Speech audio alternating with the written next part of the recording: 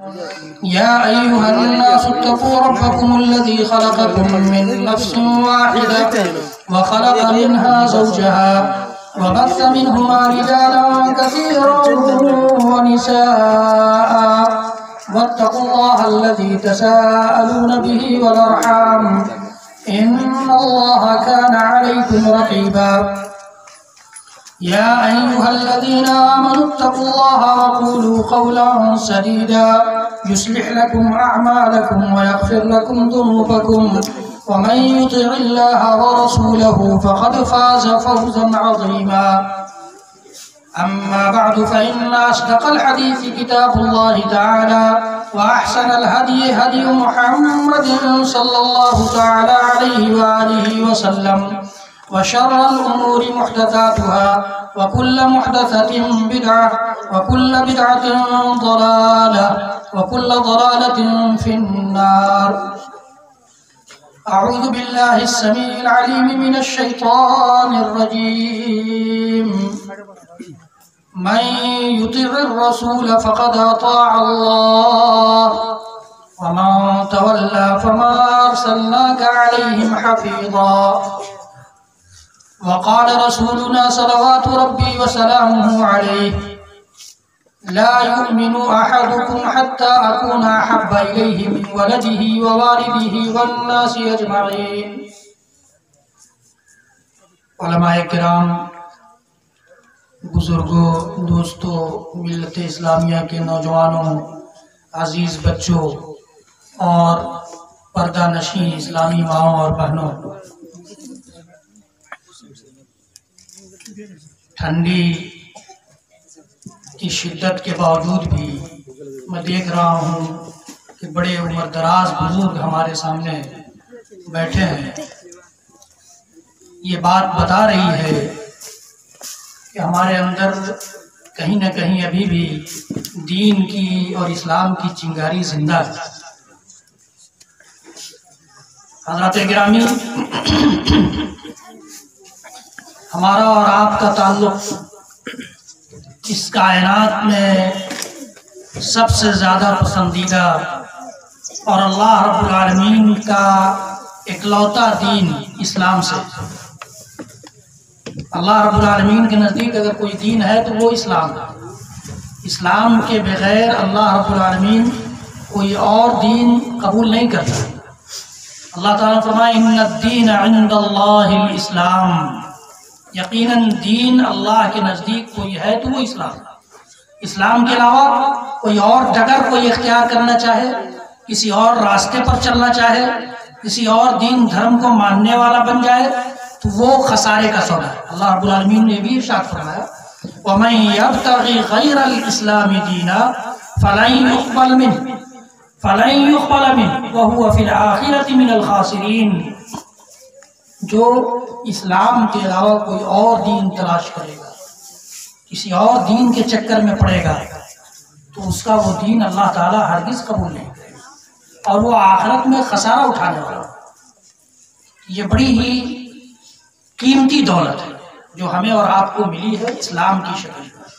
اسلام اللہ رب العالمین کا پسندیدہ اور سارے انبیاء اور رسولوں کا دین، سارے انبیاء اور رسولوں کا دین، اور سارے انبیاء اور رسولوں کی آخری کڑی کے طور پر اللہ رب العالمین نے اس کائنات میں ایک شخصیت کو مبعوث فرمایا، بھیجا، جن کو افضل الانبیاء بنا دیا گیا، سارے نبیوں اور رسولوں سے افضل بنا دیا گیا، سارے نبیوں اور رسولوں کا امام بنا دیا گیا. بیت المقدس میں سارے انبیاء کی امامت فرمائی تھی آپ. سارے نبیوں اور رسولوں کے امام کی امت میں ہم داخل ہیں. ایک شرف اور ایک فضیلت تو ہم کو یہ حاصل ہے کہ اللہ کے اکلوتے دین کو ماننے والے ہیں ہم، اور دوسری فضیلت اور دوسرا شرف اور مقام ہم کو یہ حاصل ہے کہ ہم اس کائنات کے امام کو ماننے والے ہیں. سارے نبیوں اور رسولوں کے امام کا مطلب کائنات کا امام، تو کائنات کے امام کو ہم اور آپ ماننے والے ہیں. یہ بہت بڑی فضیلت اور شرف کی بات ہے. اور افضل الانبیاء اور رسول کی امت ہونے کی وجہ سے اللہ رب العالمین نے ایک اور لقب ہم کو دے دیا خیر امت کا. کچھ شرطیں ہیں اس کے لیے، کچھ پابندیاں ہیں، کچھ فرائض ہیں، کچھ ذمہ داریاں ہیں، لیکن خیر امت بھی کہا. فرمایا کنتم خیر امہ اخرجت للناس تأمرون بالمعروف وتنہون عن المنکر. تم بہترین امت ہو، خیر امت ہو. تمہیں برپا کیا گیا ہے انسانیت کے لیے، سارے انسانوں کے لیے. دنیا میں جو دوسری امتوں اور دوسری قوموں کے انسان ہیں ان کے لیے تمہیں برپا کیا گیا، تمہیں پیدا کیا گیا. اس لیے نہیں کہ بھائی بھائی سے لڑے، اس لیے اللہ تعالیٰ نے نہیں ہم کو بنایا. اس لیے نہیں بنایا کہ ہم مدرسے مسجد اور قبرستان کی کمیٹی میں لڑائی کرتے رہیں اور اس زندگی سے گزر جائیں. اس لیے خیر امت نہیں ہے. خیر امت اس لیے نہیں ہے کہ کوئی کسی مسجد میں اپنی مسجد میں دوسرے کو نماز نہ پڑھنے دے اور دوسری مسجد میں وہ نماز نہ پڑھنے دے، یا فلاں کے پیچھے ہماری نماز نہیں ہوگی اور فلاں کے پیچھے ہماری نماز نہیں ہوگی. اس کے لیے خیر امت نہیں ہوگی. خیر امت اس لیے نہیں ہو کہ فلاں نے اگر نماز پڑھا دیا یا جنازہ پڑھا دیا تو نکاح ٹوٹ گیا. نہیں، خیر امت اس لیے ہو کہ ساری انسانیت کی رہنمائی تمہیں کرنا. خیر امت اس لیے ہو کہ ساری انسانیت کو راستے پر چلانا تمہاری ذمہ داری ہے. خیر امت تم اس لیے ہو کہ سارے انسانوں کو راستہ دکھانا تمہارا کام ہے. تم خیر امت اس لیے ہو کہ ساری قوموں کو سلیقہ سکھلاؤ گے زندگی جینے کا، ساری قوموں کو راستہ دکھلاؤ گے زندگی جینے کا. اس لیے خیر امت. اللہ تعالیٰ فرمایا اخرجت للناس، تمہیں برپا کیا گیا انسانیت کے لیے. کیوں؟ اس لیے کہ اللہ تعالیٰ نے محمد رسول اللہ صلی اللہ تعالیٰ علیہ وسلم کے مقام و مرتبے اور آپ کی افضلیت کے بعد یہ نہیں چاہا کہ کوئی اور نبی اور رسول جائے. اللہ تعالیٰ کی غیرت نے اس بات کو برداشت نہیں کیا کہ جب سارے انبیاء اور رسولوں کے امام نبی اور رسول بن کر اس دنیا میں آ گئے، اب ان کے بعد کسی اور کی نبوت نہیں چلے گی، کسی اور کی رسالت کی ضرورت باقی نہیں رہی. اس لیے اللہ تعالیٰ نے اس ذمہ داری کو اس امت کی طرف منتقل کیا کہ محمد رسول اللہ صلی اللہ علیہ وسلم کے مشن کو ان کی امت آگے بڑھائے، ان کے کام کو ان کی امت آگے بڑھائے، ان کی ذمہ داریوں کو ان کی امت نبھائے گی. کنتم خیر امت اخرجت للناس تأمرون بالمعروف وتنہون عن المنکر. تم اچھائیوں کا حکم دو، تم اچھائیوں کی طرف لوگوں کو بلاؤ گے، اچھی قدروں کو پنپاؤ گے، اونچی عادتوں کو لوگوں کی عادت بناؤ گے. اللہ نے جن چیزوں کو حلال قرار دیا ہے، جائز قرار دیا ہے، اللہ نے جن چیزوں کو پسند کیا ہے، اللہ تعالیٰ جن کاموں سے خوش ہوتا ہے، راضی ہوتا ہے، ان کاموں کی طرف انسانیت کو بلاؤ گے اور ان کاموں سے انسانیت کو روکو گے، لوگوں کو روکو گے جن کاموں سے اللہ ناراض ہوتا ہے، جن کاموں کو اس نے حرام قرار دیا ہے، جو کام ان کے ناپسندیدہ کام ہے ان سے تم روکو گے. اللہ رب العالمین نے یہ ذمہ داری دیتے ہوئے کہا کہ تم خیر امت. یہ خیر امت اس لیے ہے، اس فریضے کو انجام دینے کی وجہ سے، اس ڈیوٹی کو نبھانے کی وجہ سے، اس راستے پر چلنے کی وجہ سے اللہ رب العالمین نے یہ شرطیں رکھی. وَتُؤْمِنُونَ بِاللَّهِ، اور ان سارے کاموں میں تمہارا جو مرکزی نقطہ ہوگا، سینٹرل پوائنٹ جو ہوگا، وہ ہوگا اللہ پر ایمان. اللہ پر ایمان کے ساتھ ان سارے کاموں کو انجام دو گے، خیر امت رہو گے. اب یہ ترازو دے دیا قرآن نے، اللہ نے یہ ترازو دے دیا. اب امت اور امت کی ہر جماعت اور امت کا ہر مسلک اور امت کے ہر فرد اپنے آپ کو اس ترازو پر تولے کہ وہ اس ترازو پر ان کا کیا وزن ہے، ان کا کیا وزن ہے. ترازو دے دیا اللہ نے، وزن کرنے کا سامان دے دیا ہے، وزن کر لیجئے. ہم اور آپ ہر آدمی اپنے آپ کو تول لے کہ اس پر وہ کھرا اتر رہا ہے یا نہیں. اللہ رب العالمین نے اس قدر افضل، اس قدر اچھے، صاف ستھرے اور اس قدر واضح دین سے ہمیں اور آپ کو نوازا ہے کہ اللہ کے نبی صلی اللہ علیہ وسلم نے ایک مرتبہ فرمایا ترکتکم علی المحجۃ البیضاء لیلها کنہارها ولا یزیغ عنها الا ہالک. میں نے تم کو بالکل صاف ستھرے، بالکل وائٹ، بیضاء کہتے ہیں عربی زبان میں وائٹ، صاف ستھرے، صاف شفاف ایسے دین پر تم کو چھوڑا ہے جس کی رات بھی دن کی طرح ہے، اس میں رات کا کوئی کنسپٹ ہی نہیں، کوئی تصور ہی نہیں ہے، رات ہے ہی نہیں، اس میں اندھیرا ہے ہی نہیں، روشنی ہی روشنی ہے، روشنی ہی روشنی ہر طرف۔ ایسے دین پر میں نے تم کو چھوڑا ہے، لا یزیغ عنہا الا ہالک، اس دین کی اس روشنی سے وہی بھٹکے گا، وہی گمراہ ہوگا جس کو ہلاک ہونا ہوگا، جس کو ہلاک ہونا ہوگا۔ یہ ایسا دین ہے، یہ ایسا دین اللہ تعالیٰ نے ہمیں اور آپ کو دیا ہے کہ خود رب العالمین نے فرمایا کہ الحمدللہ الذی انزل علی عبدہ الکتاب ولم یجعل لہ عوجا۔ ساری تعریفیں اس اللہ رب العالمین کے لیے جس نے اپنے بندے پر کتاب نازل کی، ایسی کتاب جس میں کوئی کجی نہیں ہے، کوئی پیچیدگی نہیں ہے، کوئی ٹیڑھاپن نہیں ہے، کوئی اس میں ایسی چیز نہیں ہے جو انسان سمجھ نہ پائے۔ ایسے دین کا تقاضا ہم سے اور آپ سے یہ تھا کہ ہم اس دین کی صفائیوں سے، اس دین کی ستھرائیوں سے، اس دین کی روشنی سے، اس دین کے نور سے فائدہ اٹھاتے، اس دنیا کو بھی سنوار لیتے اور اپنی آخرت بھی بنا لیتے۔ لیکن ایسا ہوا نہیں، ایسا ہوا اللہ کے رسول صلی اللہ علیہ وسلم کے زمانے میں صحابہ کرام، تابعین اعظام، تابع تابعین، ائمہ اور محدثین نے اس دین کو سمجھا، پرکھا، اپنی زندگی میں نافذ کیا اور کامیاب رہے، اس دنیا میں بھی کامیاب رہے، آخرت بھی ان کی کامیاب رہے گی انشاءاللہ۔ لیکن 1400 سال گزرتے گزرتے، چونکہ ہم لوگ جس ماحول میں ہے، جس عمر میں ہے، جس دور میں ہے، اسی کی بات کریں گے، اس سے پہلے کیا ہوتا تھا نہیں معلوم، سوائے اس کے کہ ائمہ، محدثین، صحابہ، تابعین، تابع تابعین، ان کی زندگیاں محفوظ ہیں، ان کی بایوگرافی، ان کی جیونی کو لوگوں نے لکھ کر کے محفوظ کر دیا، اس لیے یہ معلوم ہے۔ لیکن جن کا نہیں معلوم ہے اس کا نہیں پتہ، لیکن اپنے دور میں ہم لوگ جو دیکھتے ہیں، اپنی انہی آنکھوں سے جو اللہ تعالیٰ نے ہمارے سروں میں دیا ہے، اپنے سماج کو دیکھتے ہیں تو معلوم ہوتا ہے کہ اسلام کوئی اور چیز ہے اور اسلام کے ماننے والے کوئی اور مخلوق ہے۔ یا صحابہ کرام کی زندگی کو پڑھیے، ان کا مطالعہ کیجئے، ان کی زندگیوں کا، تو ایسا لگتا ہے کہ وہ کوئی اور مخلوق تھی جو اسی کام کے لیے آئی تھی، چلی گئی، اب پھر ہم لوگوں کو اس کی ضرورت نہیں ہے، ہم لوگوں نے فائدہ نہیں اٹھایا۔ اللہ رب العالمین نے امام الانبیاء کی امت بنایا، محمد رسول اللہ صلی اللہ تعالیٰ علیہ وسلم، جن کا ایک مقام میں نے بتایا کہ اللہ تعالیٰ کی غیرت نے اس بات کو برداشت نہیں کیا کہ ان کے بعد بھی کوئی اور نبی ہو، یہ صرف ایک مقام بتایا، ایک مرتبہ بتایا، ایسے ہزاروں مرتبے اللہ تعالیٰ نے قرآن پاک میں بتایا اور خود رسول اکرم صلی اللہ علیہ وسلم نے اپنی صحیح حدیث میں اپنا بیان کیا۔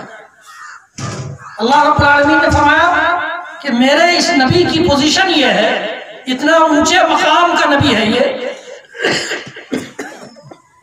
اتنے اونچے مقام کے نبی ہیں یہ، اتنی اونچی اڑان ہے ان کی کہ یہ اپنی زبان سے، اپنی مرضی سے کوئی بات بولتے ہی نہیں، جو بولتے ہیں رب کی بات، رب کا بیان ہی بیان کرتے ہیں۔ قرآن کہتا ہے، قرآن یہ سرٹیفکیٹ دیتا ہے، قرآن یہ گواہی دیتا ہے۔ دوسرا کوئی کچھ بولے گا تو اس میں ملاوٹ کا خطرہ رہتا ہے، کوئی اپنی بات نہ بول دے، کوئی اپنی بات اس میں ملا نہ دے، لیکن اللہ تعالیٰ جس شخصیت کو یہ سرٹیفکیٹ دے رہا ہے کہ ما ينطق عن الهوى ان هو الا وحی یوحى، میرا یہ نبی اتنا پیارا نبی ہے، یہ خواہش سے کچھ بولتا ہی نہیں، اتنے اونچے مقام کے باوجود، اتنے اونچے مرتبہ کے باوجود، دل و دماغ میں رب العالمین کا وقار اتنا تھا، رب العالمین کے دین کی قدر اتنی تھی کہ خود سے کچھ بولتے ہی نہیں تھے، جو کچھ بولتے تھے وحی ہوتی تھی۔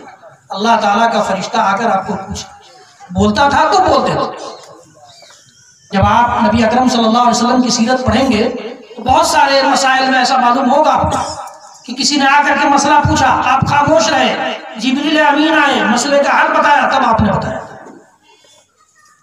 تو اللہ تعالیٰ خود اس بات کو سرٹیفائی کرتا ہے، اس بات کا سرٹیفکیٹ دیتا ہے، اس بات کی تصدیق کرتا ہے کہ میرے یہ نبی بڑے پیارے نبی، کچھ اپنی طرف سے نہیں بولتے، جو بولتے ہیں میری طرف سے ہوتا ہے۔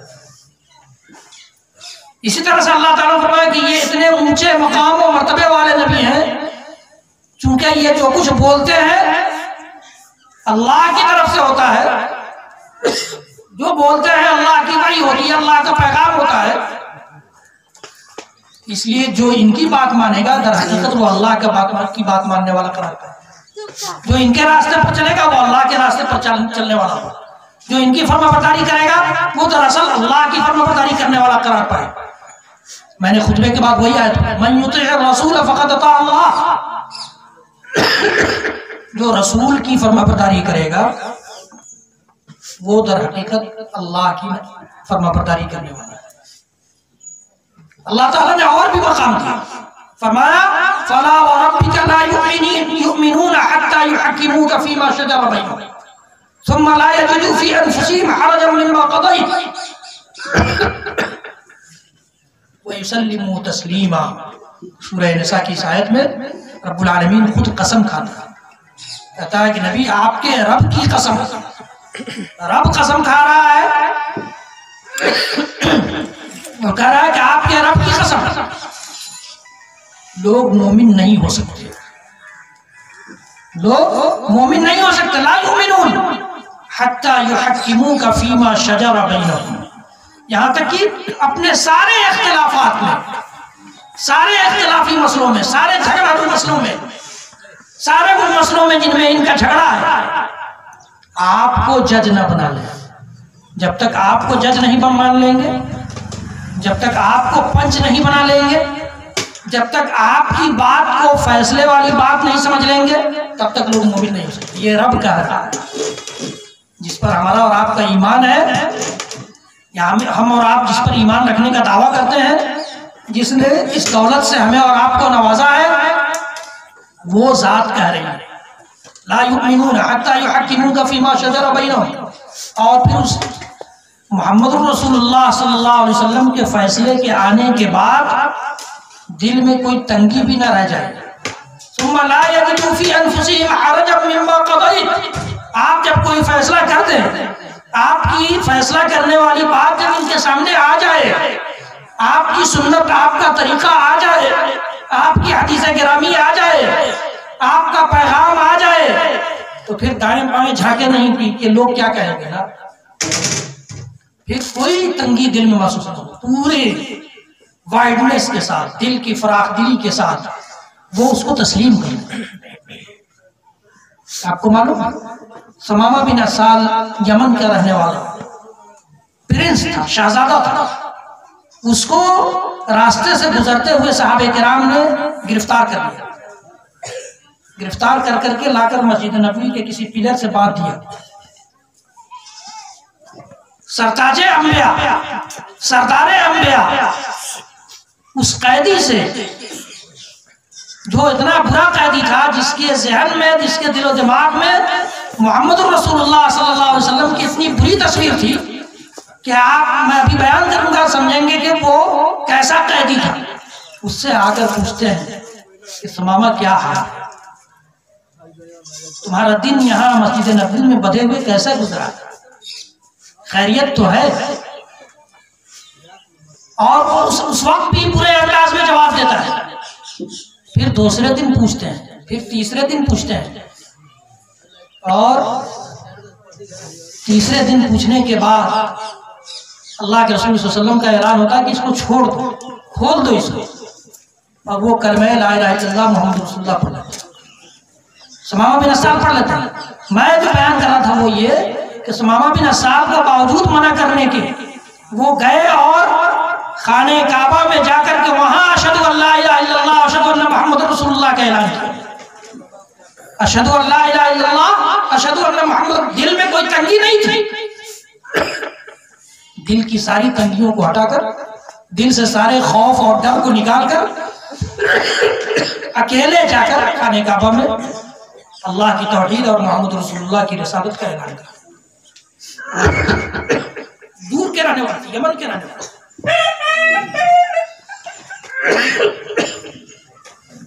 حضرت عمر نے بھی یہی کام کیا تھا، لیکن حضرت عمر تو اسی شہر کے رہنے والے، لیکن سمامہ یہ فراخ دلی ہے، اللہ کے رسول کی بات جب آ جائے، رسول اکرم صلی اللہ علیہ وسلم کی کوئی ادا آ جائے، کوئی طریقہ ہمیں معلوم ہو جائے، کوئی چیز بیچ میں آڑ نہ ہو، یہ مقام اللہ تعالیٰ نے نبی کو دیا۔ ہم نے کیا دیا ہے اس سے ہم کو بات نہیں کرنا، ہم نے آپ کا مقام کیا سمجھا ہے نہیں سمجھا ہے نہیں معلوم، لیکن اللہ نے یہ مقام دیا کہ اللہ تعالیٰ اس بات کو برداشت نہیں کرے گا کہ اس کے رسول کی کوئی بات آ جائے اور اس رسول کا کوئی امتی اپنی منمانی کرتا ہے، اس کو برداشت نہیں۔ یہ اللہ تعالیٰ خود کہتا ہے ثم لا يجدوا في انفسهم حرجا مما قضيت ويسلموا تسلیما، اور اس کو تسلیم کر لے، اس کو ایکسپٹ کر لے، مان لے، اس کے اس حکم اور اس طریقے کے سامنے اپنے آپ کو اس کے حوالے کر دے۔ تسلیم کا مطلب یہ ہوتا ہے اس کے سپرد کر دے اپنے آپ کو۔ یہ اللہ تعالیٰ نے مقام دیا ہے، اللہ تعالیٰ نے مقام دیا کہ کسی مومن مرد یا کسی مومن عورت کے لیے یہ جائز نہیں ہے کہ اللہ اور اس کے رسول کا کوئی فیصلہ آ جائے اور وہ اپنا منمانی کرتا رہتا ہے۔ وَمَا كَانَ لِمُؤْمِنٍ وَلَا مُؤْمِنَةٍ إِذَا قَضَى اللَّهُ وَرَسُولُهُ أَمْرًا أَن يَكُونَ لَهُمُ الْخِيَرَةُ مِنْ أَمْرِهِمْ، اس کو اختیار باقی نہیں رہتا اگر وہ اپنے آپ کو مومن کہہ رہا ہے، اور اگر اختیار سمجھتا ہے کہ رسول کا فیصلہ ہے تو ہے، لوگ کیا کہیں گے، سماج کیا کہے گا، شریعت کی بات مان لیں گے تو لوگوں میں ہمارا کیا مقام رہ جائے گا، تو پھر لوگوں کا مقام تو مل جائے گا، ایمان کہاں جائے گا، فیصلہ آپ کے اوپر، فیصلہ آپ کو کرنا ہے۔ اللہ تعالیٰ یہ مقام دے رہا ہے اپنے نبی کو، جس نے نبی بنایا ہے اور جس نے اپنے نبی کی امت میں ہم سب کو داخل کیا۔ اللہ تعالیٰ نے مقام تو یہ دیا کہ سارے انبیاء کی امامت کرانے کے ساتھ ساتھ ساتویں آسمان تک کو لایا، جنت جہنم تک کو دکھلوایا، ساری نشانیاں دکھلوائیں، جس کو ہم اور آپ معراج کہتے ہیں، جشن بھی مناتے ہیں معراج کے نام پر، معراج کے نام پر جشن منایا جاتا ہے، پتہ نہیں آپ کے گاؤں میں منتا ہے کہ نہیں منتا ہے، لیکن ہم لوگ دیکھتے ہیں جشن کے نام پر پوری رات جلسے ہوتے ہیں، مسجدوں کو سجایا جاتا ہے، لگتا ہے کہ وہیں سے براق اڑنے والا ہے، اسی مسجد سے ایسا بنایا جاتا ہے کہ لگ رہا ہے اسی مسجد سے معراج کا سفر شروع ہوا ہے۔ لیکن معراج میں جو پیغام ملا تھا، معراج کا جو سندیش تھا، اس سندیش پر دوسری قوم عمل کرے گی؟ معراج کا کون سا سندیش تھا؟ معراج کا سندیش 5 وقت کی نماز تھی، تو جشن منا کر پورے سال کی نمازیں معاف تھی۔ جس عبادت کو رسول یہ کہیں کہ جعلت قرۃ عینی فی الصلاۃ، میری آنکھ کی ٹھنڈک رکھ دی گئی ہے نماز میں، جس عبادت کے سلسلے میں رسول یہ کہیں کہ ارحنا یا بلال بالصلاۃ، نماز کے ذریعے ہمیں آرام پہنچاؤ، جس عبادت کے ذریعے رسول اپنے مرض الموت میں امت کو وصیت کریں کہ الصلاۃ الصلاۃ، مرض الموت میں آخری وقت میں باپ دادا کی وصیت لوگ یاد رکھتے ہیں، لیکن اس کائنات کے امام کی وصیت کی کوئی فکر نہیں ہے۔ اسی مرض الموت میں آپ مسلمانوں کو نماز پڑھتے ہوئے دیکھتے ہیں تو مسکرا اٹھتے ہیں، اس مسکراہٹ کا خیال نہیں ہے کہ آج نبی ہوتے تو کتنا مسکراتے ہماری اسلام پر اور اس ایمان پر۔ اللہ نے جو مقام دیا ہے وہ مقام تو آپ کا رہے گا، اللہ نے آپ کے مقام و مرتبے کا اور آپ کے ذکر کی بلندی کا، آپ کے نام کا اور ناموری کا، آپ کی شہرت کا یہ انتظام کر دیا ہے کہ 24 گھنٹے میں کوئی ایسا پل نہیں ہے جس میں مؤذن اشہد ان محمد رسول اللہ کا نعرہ نہیں لگاتا۔ اللہ نے یہ انتظام کیا، اور ہم کیا سمجھتے ہیں کہ ہم جلوس نکال کر نبی کی شان بلند کر رہے ہیں۔ تمہاری شان بلند کرنے سے نبی کی شان بلند نہیں ہوتی ان ڈی جے کے ساتھ اور ڈانس کے ساتھ، نا، نبی کی شان اس وقت بلند ہوگی، نبی کا مقام و مرتبہ لوگوں کے سامنے اس وقت آئے گا۔ نبی، جس نبی کو ہم اور آپ مانتے ہیں، جس نبی کی شہرت اس کائنات میں ہے، اس उस नबी पर फरिश्ते दरूद भेजते हैं और अल्लाह दरूद भेजता है। हम और आप समझते हैं कि मिलाद की मजलिस सलातो सलाम पर पढ़ लिया, सलातो सलाम मिलाद की मजलिस में पढ़ लिया, अदा हो गया। नहीं, नबी का हक तो ये है कि पूरी जिंदगी हमारी नबी के सांचे में ढल जाए, नबी के अहकाम के सांचे में ढल जाए, नबी के अहकाम को हम सीख लें। नबी का तरीका वज़ू कर रहे हैं तो ये जानने की कोशिश करें कि नबी ने किस तरीके से वज़ू किया। हम घर में दाखिल हो रहे हैं तो ये जानने की कोशिश करें कि नबी ने हमारे क्या बताया घर में दाखिल होने का तरीका। घर से निकल रहे हैं तो ये जानने की कोशिश करें कि नबी ने हमें घर से निकलने का क्या तरीका बताया। कितने लोग हैं जो अपने बच्चों को घर से निकलने के वक्त ये कहते हैं कि पढ़ लो दुआ, बिस्मिल्लाह तवक्कलतु अल्लाह ला हौला वला कुव्वता इल्ला बिल्लाह। नहीं मालूम। कितने लोग हैं जो अपने बच्चों को सिखलाते हैं कि घर में दाखिल हो तो सलाम करो और घर से निकलो तो सलाम करो। कितने लोगों को ये पता है कि मस्जिद में दाखिल होते वक्त भी सलातो सलाम भेजना है? नहीं पता है। सलातो सलाम की सिर्फ मारामारी करने से होगा? सलातो सलाम मस्जिद में दाखिल होने की दुआ है। बिस्मिल्लाह वस्सलातु वस्सलामु अला रसूलिल्लाह अल्लाहुम्मा अफ्तह ली अबवाब रहमतिक। सिर्फ अल्लाहुम्मा अफ्तह ली अबवाब रहमतिक मस्जिदों के गेट पर लिख दिया जाता है। और बिस्मिल्लाह वस्सलातु वस्सलामु अला रसूलिल्लाह जो अल्लाह के रसूल सल्लल्लाहु अलैहि वसल्लम और सहाबे किराम का तरीका था वो नहीं है। सिर्फ नबी का नाम लेने से नबी का शान बुलंद नहीं होगी, नबी का मकाम बुलंद नहीं होगा।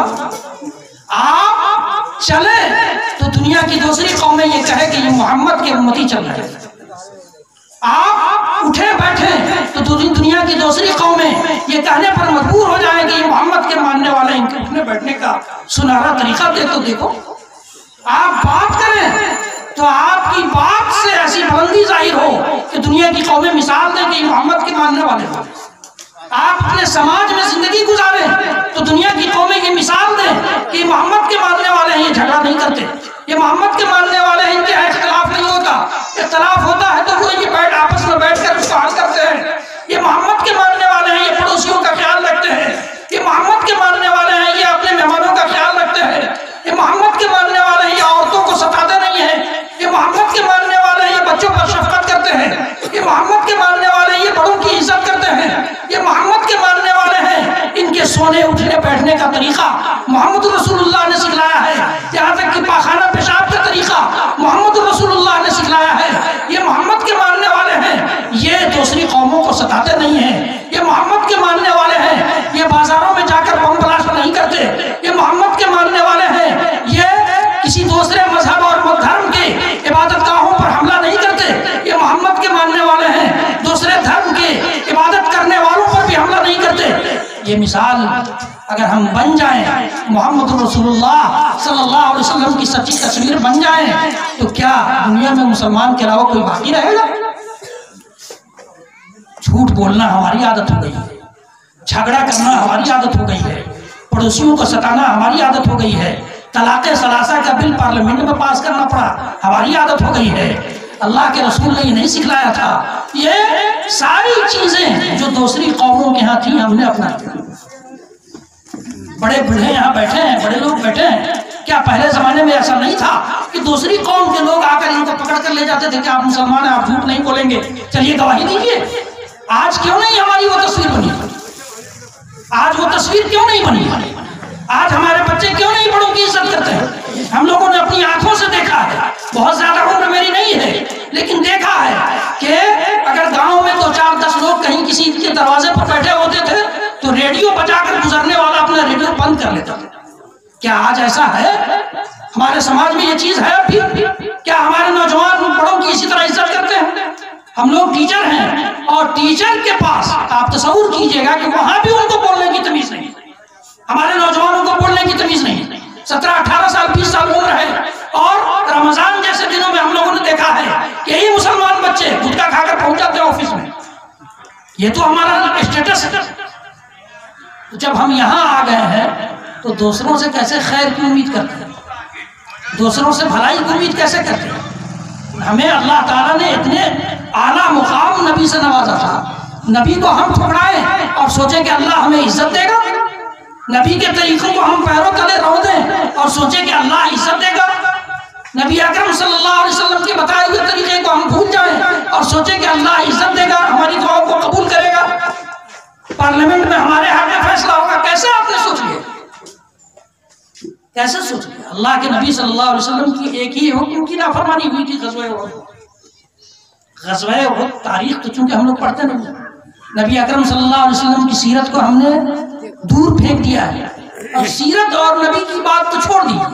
قرآن جس کا ترجمہ ہر گھر میں موجود ہے، ہر گھر میں ترجمے والا قرآن موجود ہے، اس لیے کہ بیٹی یا بہو جو آتی ہے رخصت ہو کر کے وہ قرآن کا ترجمہ لے کر آتا ہے، لیکن وہ قرآن طاق پر رکھا رہتا ہے۔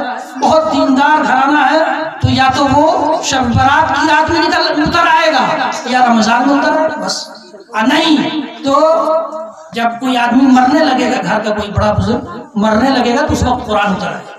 مارنے کے لیے قرآن آیا؟ قرآن تو زندگی دینے کے لیے آیا ہے، قرآن تو ہمارے اندر زندگی کی روح پھونکنے کے لیے آیا ہے، قرآن تو زندگی کا راستہ دکھلانے کے لیے آیا ہے، قرآن تو ہمیں سیدھی راہ پر چلانے کے لیے آیا ہے، قرآن تو ہم کو بلندیوں تک پہنچانے کے لیے آیا ہے، قرآن تو ہمیں اونچی اڑانوں پر اڑانے کے لیے آیا ہے۔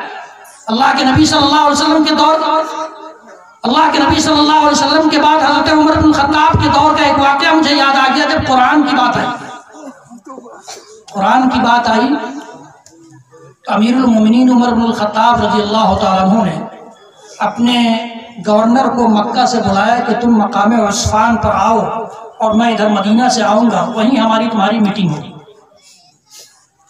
امیر المومنین عمر بن الخطاب تشریف لے گئے، ان کے گورنر بھی مکہ سے آ گئے۔ تو پہلا سوال امیر المومنین کا یہ تھا، چونکہ ایک حاکم تھے تو حاکم تو ذمہ داری والی بات کرے، کہا کہ تم تو مکہ چھوڑ کر یہاں آ گئے ہو، مکہ میں کس کو اپنی ذمہ داری دیا ہے؟ اپنا نائب کسی کو بنایا یا نہیں؟ کہا کہ عبداللہ ابن ابی ابزہ کو بنا کر آیا۔ امیر المومنین عمر بن الخطاب نے کہا کہ مکہ میں بڑے بڑے سردار رہتے ہیں اور ان پر تم نے غلام خاندان کے ایک آدمی کو یہ بنا دیا، غلام خاندان کے ایک آدمی کو ذمہ دار بنا دیا۔ تو اس گورنر نے، امیر المومنین کے اس گورنر نے جواب دیا کہ سب لوگ نہ مت بولیے، ایک آدمی بولیے۔ تو امیر المومنین کے اس گورنر نے جواب دیا کہ وہ قرآن کا عالم ہے، قرآن جاننے والا ہے۔ قرآن کا عالم صحابہ کرام کے دور میں قاری صاحب صرف نہیں ہوتے تھے، قرآن کا عالم، قرآن کے سارے احکام کو جاننے والا جو ہوتا تھا وہ قرآن کا عالم ہوتا تھا۔ اتنا کہنا تھا کہ امیر المومنین عمر بن الخطاب رضی اللہ تعالیٰ عنہ نے کہا کہ سمعت النبی صلی اللہ علیہ وسلم یقول ان اللہ یرفع بهذا الکتاب اقواما ویضع به آخرین، کہ میں نے نبی اکرم صلی اللہ علیہ وسلم کو یہ فرماتے ہوئے سنا ہے کہ اللہ تعالیٰ اس کتاب کے ذریعے کچھ قوموں کو بلند کر دیتا ہے، بلندیوں سے نواز دیتا ہے، اور کچھ لوگوں کو پست کر دیتا ہے۔ تو پستی کی مثال ہم لوگ ہیں، بلندیوں کی مثال وہ لوگ تھے۔ وہ معزز تھے زمانے میں مسلمان ہو کر، اور ہم خار ہوئے تاریک قرآن ہو۔ یہ قرآن شکایت کرے گا قرآن قیامت کے دن، وقال الرسول یا ربی ان قوم اتخذوا هذا القرآن مہجورا۔ رسول شکایت کریں گے اپنے رب کے دربار میں کہ میری اس امت نے قرآن کو چھوڑ دیا۔ یہ کیسی امت ہے، قرآن چھوڑنے والی امت؟ یہ رسول کا مقام و مرتبہ کیا سمجھ پائے گی؟ قرآن رسول کے مقام و مرتبے کو کی گواہی دیتا ہے۔ قرآن کہتا ہے وَرَفَعْنَا لَكَ ذِكْرَكَ، رسول ہم نے آپ کا ذکر بڑا بلند کر دیا۔ اور یہ سمجھتی ہے امت کے جھنڈا لے کر کے روڈ پر ڈی جے بجا لیں گے رسول کا مقام بلند ہو جائے گا۔ رسول کا مقام ہمارے آپ میں دکھنا چاہیے، ہر مسلمان میں دکھنا چاہیے، ہر امتی میں دکھنا چاہیے، ہر امتی کے ہر سماج میں دکھنا چاہیے، ہماری مسجدوں میں دکھنا چاہیے، ہمارے مدرسوں میں دکھنا چاہیے، ہمارے گھروں میں دکھنا چاہیے، ہماری خواتین میں دکھنا چاہیے، ہمارے نوجوانوں میں دکھنا چاہیے، ہمارے بچوں میں دکھنا چاہیے، ہمارے بڑوں میں دکھنا چاہیے۔ رسول کا مقام یہاں سے دکھے گا، رسول کا مقام جھنڈا لہرا کر کے اور ڈی جے بجا کر نہیں دکھے گا۔ معاف کیجئے گا، آپ کو اگر برا لگے تو لگے، لیکن حقیقت یہی ہے کہ ہمارے آپ کے جلوس نکال لینے سے نبی کا مقام بلند نہیں، نبی کا مقام نبی کی سنتوں کو اپنا لینے سے بڑھے. نبی کی تصویر، سچی تصویر دنیا کے سامنے تبھی ہم پیش کر پائیں. اللہ کے نبی صلی اللہ علیہ وسلم تو یہ کہیں کہ لا یؤمن احدکم حتی، تم میں سے کوئی شخص مومن نہیں ہو سکتا یہاں تک کہ وہ اپنے پڑوسی کے سلسلے میں بہت زیادہ چوکنا نہ ہو، اس کے پڑوسی اس کی شرارتوں سے محفوظ نہ ہو جائے. ہم کتنے پڑوسیوں کا خیال رکھتے ہیں. اللہ کے نبی صلی اللہ علیہ وسلم یہ فرمائیں کہ سارے مومن آپس میں بھائی بھائی ہیں. سارے مومن، سارے مسلمان آپس میں بھائی بھائی ہیں. کوئی کسی پر ظلم نہیں کرے گا، کوئی کسی کو گالی نہیں دے گا، کوئی کسی سے بغض نہیں رکھے گا، کوئی کسی سے کینہ کپٹ نہیں رکھے گا، کوئی کسی سے حسد نہیں رکھے گا. لیکن یہ ساری برائیاں ایک دوسرے مسلمان کے لیے ہمارے سینے میں ہے یا نہیں؟ پھر بھی ہم رسول اللہ صلی اللہ علیہ وسلم کے ماننے والے ہیں. تو ایسے ماننے والے تو اور بھی لوگ ہو سکتے ہیں، کوئی بھی دعویٰ کر سکتا ہے. یہ تو بڑا آسان سودا ہے کہ جب آیا نام نبی کا تو جھوم گئے، اور جب آیا کام نبی کا تو گھوم گئے. بڑا آسان سودا ہے. رسول اکرم صلی اللہ علیہ وسلم کی زندگی میں غزوہ احد میں، میں نے کیا کہا، غزوہ احد میں ایک نافرمانی ہو گئی تھی، وہ بھی جان بوجھ کر نہیں، اجتہادی غلطی تھی صحابہ کرام. اجتہادی غلطی، اس کو مفسرین نے، محدثین نے، سیرت نگاروں نے لکھا ہے. کیا ہوا تھا؟ لڑائی ہو گئی، مسلمان لڑائی جیت گئے. لڑائی جس طرح سے بدر میں جیتے تھے ویسے ہی وہاں بھی جیت گئے. اللہ کے رسول صلی اللہ علیہ وسلم نے لڑائی کی ترکیب اختیار کرتے ہوئے، لڑائی کے میں لشکر کو مینج کرتے ہوئے کہا تھا کہ یہ 50 تیر انداز اس پہاڑی پر یہاں کھڑے رہیں گے. ایک پہاڑی تھی جہاں سے انٹرنس تھا، وہاں سے دشمن داخل ہو سکتے. تو 50 تیر انداز، تیر چلانے والے 50 تیر اندازوں کو وہاں کھڑا کر دیا کہ اگر کوئی گھسنے کی کوشش کرے گا تو وہ تیر برسائیں گے ان کو. 50 لوگ وہاں کھڑے رہے. جب مسلمان جیت گئے تب ان لوگوں نے سوچا کہ اب اللہ کے رسول نے اتنا زیادہ تاکید کے ساتھ اس لیے کہا تھا کہ ہم لوگ کسی بھی حال میں نہ ہلیں، لیکن اب تو معاملہ حل ہو گیا، لڑائی جیت لی گئی، اب چلنے میں کیا ہے.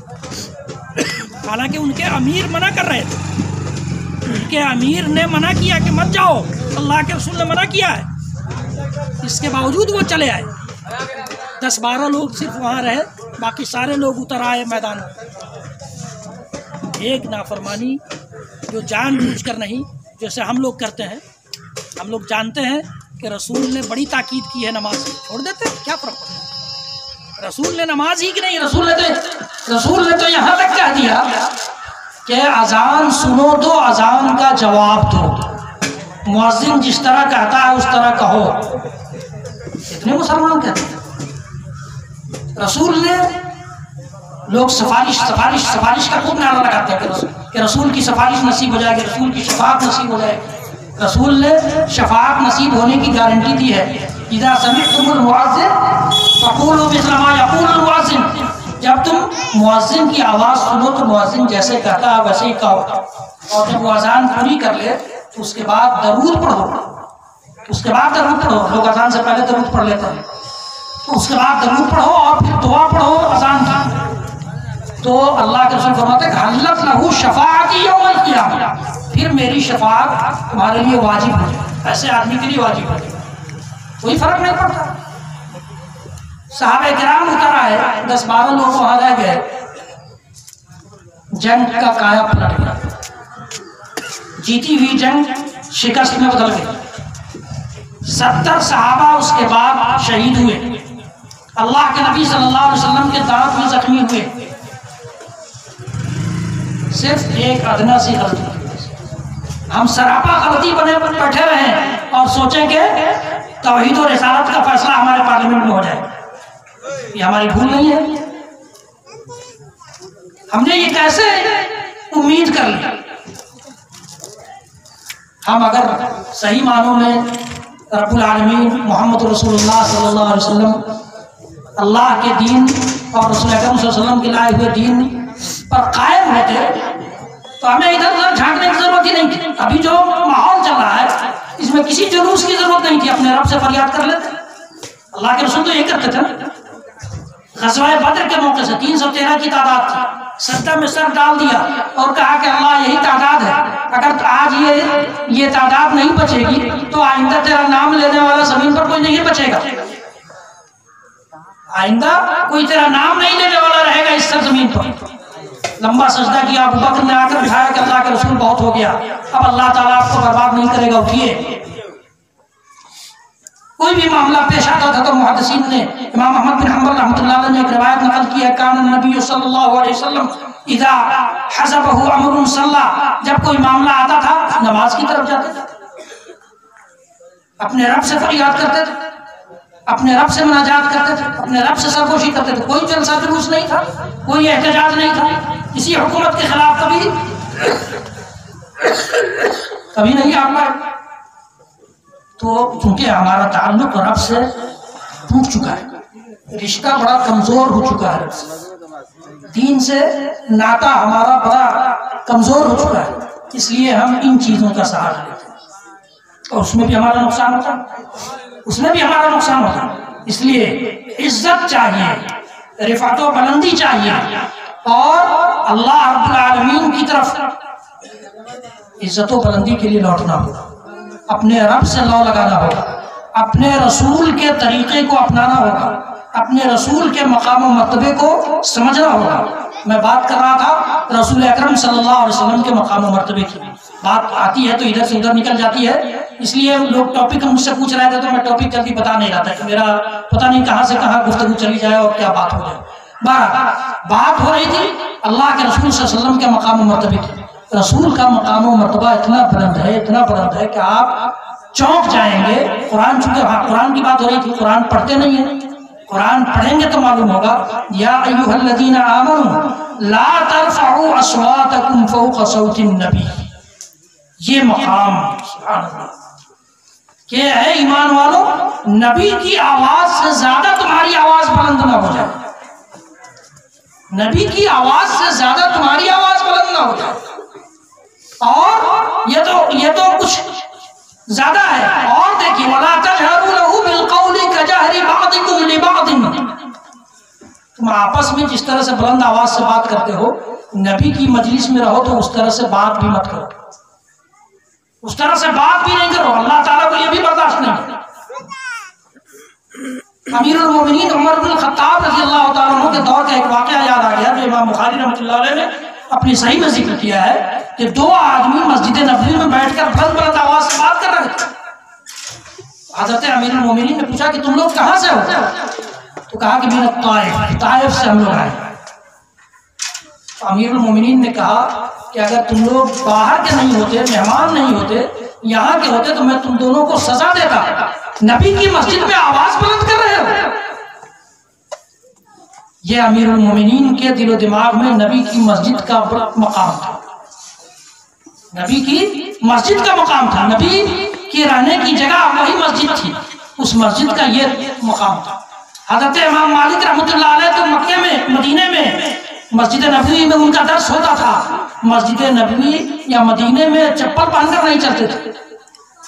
محدثین نے اور سیرت نگاروں نے لکھا ہے کہ وہ چپل جوتا وہاں نہیں پہنتے تھے کہ جس زمین میں ہمارے نبی دفن ہے اس زمین پر ہم چپل پہن کر چلیں گے، جوتا پہن کر چلیں گے۔ نبی کی حدیث بیان کرنے کے لیے خوشبو وغیرہ سے معطر کر کے جتنی بار درس حدیث کے لیے جاتے تھے اتنی بار کپڑا بدل کر جاتے تھے نبی کی حدیث کو بیان کرنے کے لیے۔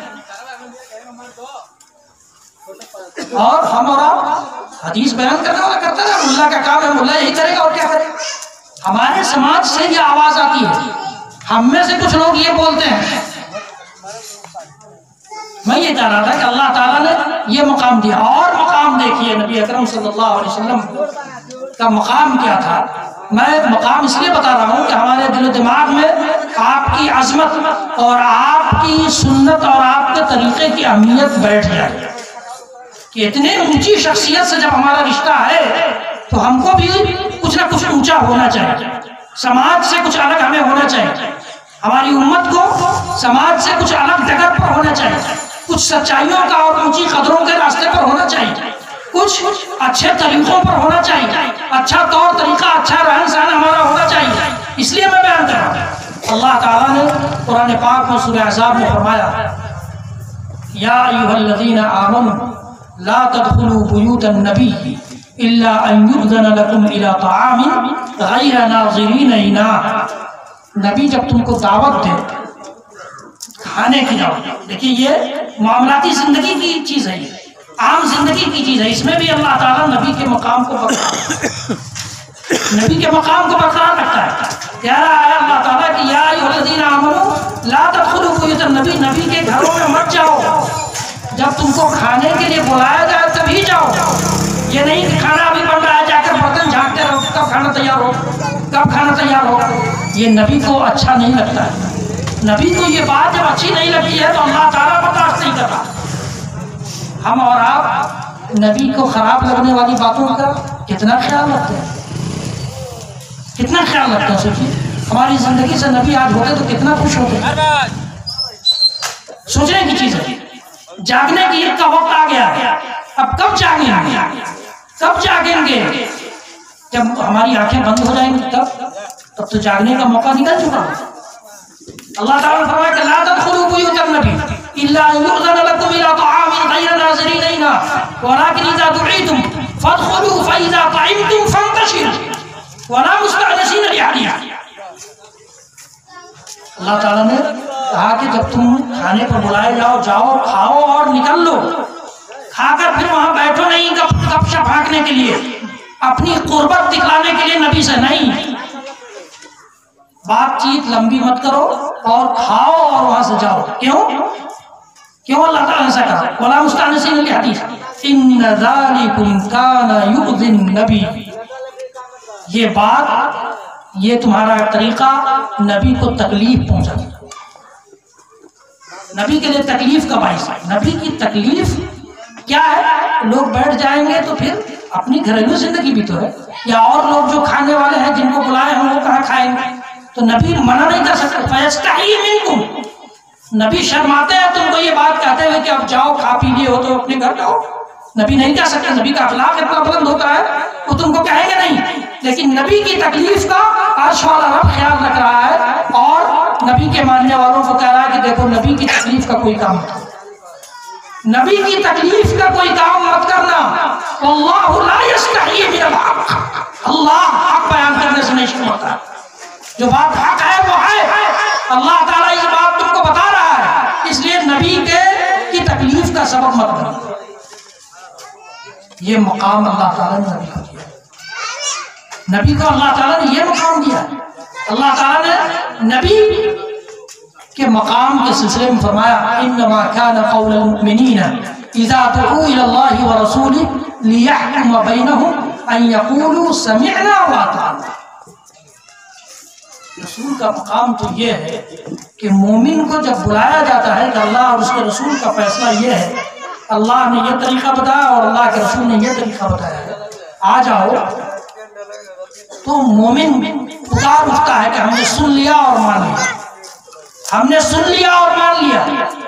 اللہ تعالیٰ نے نبی کے ماننے والوں کو اس مقام پر دیکھنا چاہتا، اس لیے کہ نبی اتنا بلند نبی جس نے دیا ہے ہم کو، وہ تو یہ چاہے گا کہ اس کے ماننے والے بھی بلند ہوں، بلندی پر آئے، بلند مقام پر فائز ہو، عزت ان کے نام مقدر ہو جائے.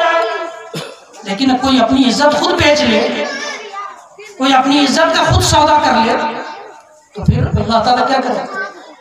اللہ تعالیٰ تو ایسے لوگوں کو ذلیل کرے گا. ورنہ تو اس نے اعلان کر دیا تھا وَلِلَّهِ الْعِزَّةُ وَلِرَسُولِهِ وَلِلْمُؤْمِنِينَ. اللہ ہی کے لیے عزت ہے، رسول کے لیے عزت ہے اور مومنوں کے لیے عزت ہے. عزت مومنوں کے لیے ہے تو ہمارے ساتھ کیوں نہیں ہے، ہمارے پاس کیوں نہیں ہے؟ سوچئے فیصلہ کیا. یا تو ہمارے پاس عزت نہیں ہے اس کا مطلب ایمان نہیں ہے، ہم مومن نہیں ہیں. ورنہ مومن ہوتے تو اللہ کی بات تو جھوٹی نہیں ہے، مومن ہوتے تو عزت ہوتی. تو کہیں نہ کہیں پانی مر رہا ہے، پانی سڑ رہا ہے کہیں نہ کہیں. اس لیے ضرورت اس بات کی ہے کہ لوٹا جائے اللہ کے نبی صلی اللہ علیہ وسلم کے مقام و مرتبے کو جانا جائے، پرکھا جائے. اللہ کے نبی صلی اللہ علیہ وسلم نے ایک حدیث گرامی میں فرمایا کہ لا یؤمن احدکم حتی اکون احب الیہ من ولدہ ووالدہ والناس اجمعین.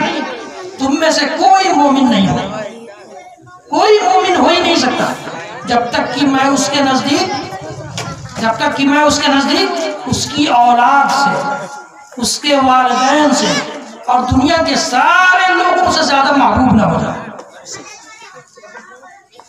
فیصلہ ہمارے آپ کے اوپر ہے۔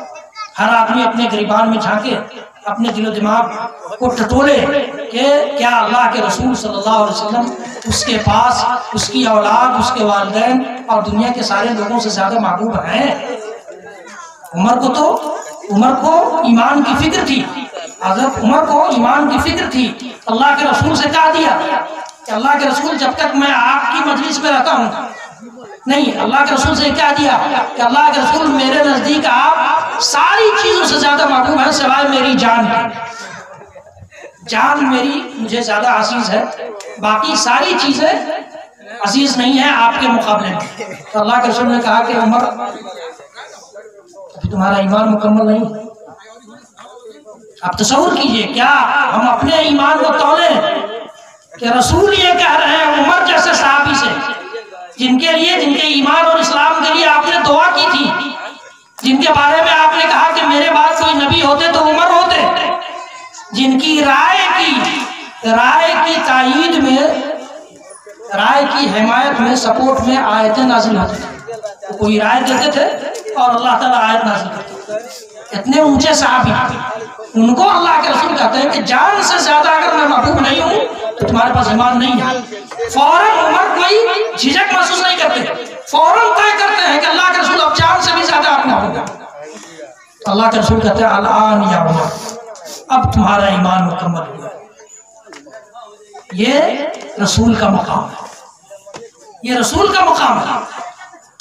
اور ہم نے آپ نے کون سا مقام سمجھا ہے، اور اگر سمجھا ہے تو اس کے مطابق اپنی زندگی بنایا ہے نہیں بنایا، فیصلہ ہمارے آپ کے اوپر ہے۔ یہی عمر ہے۔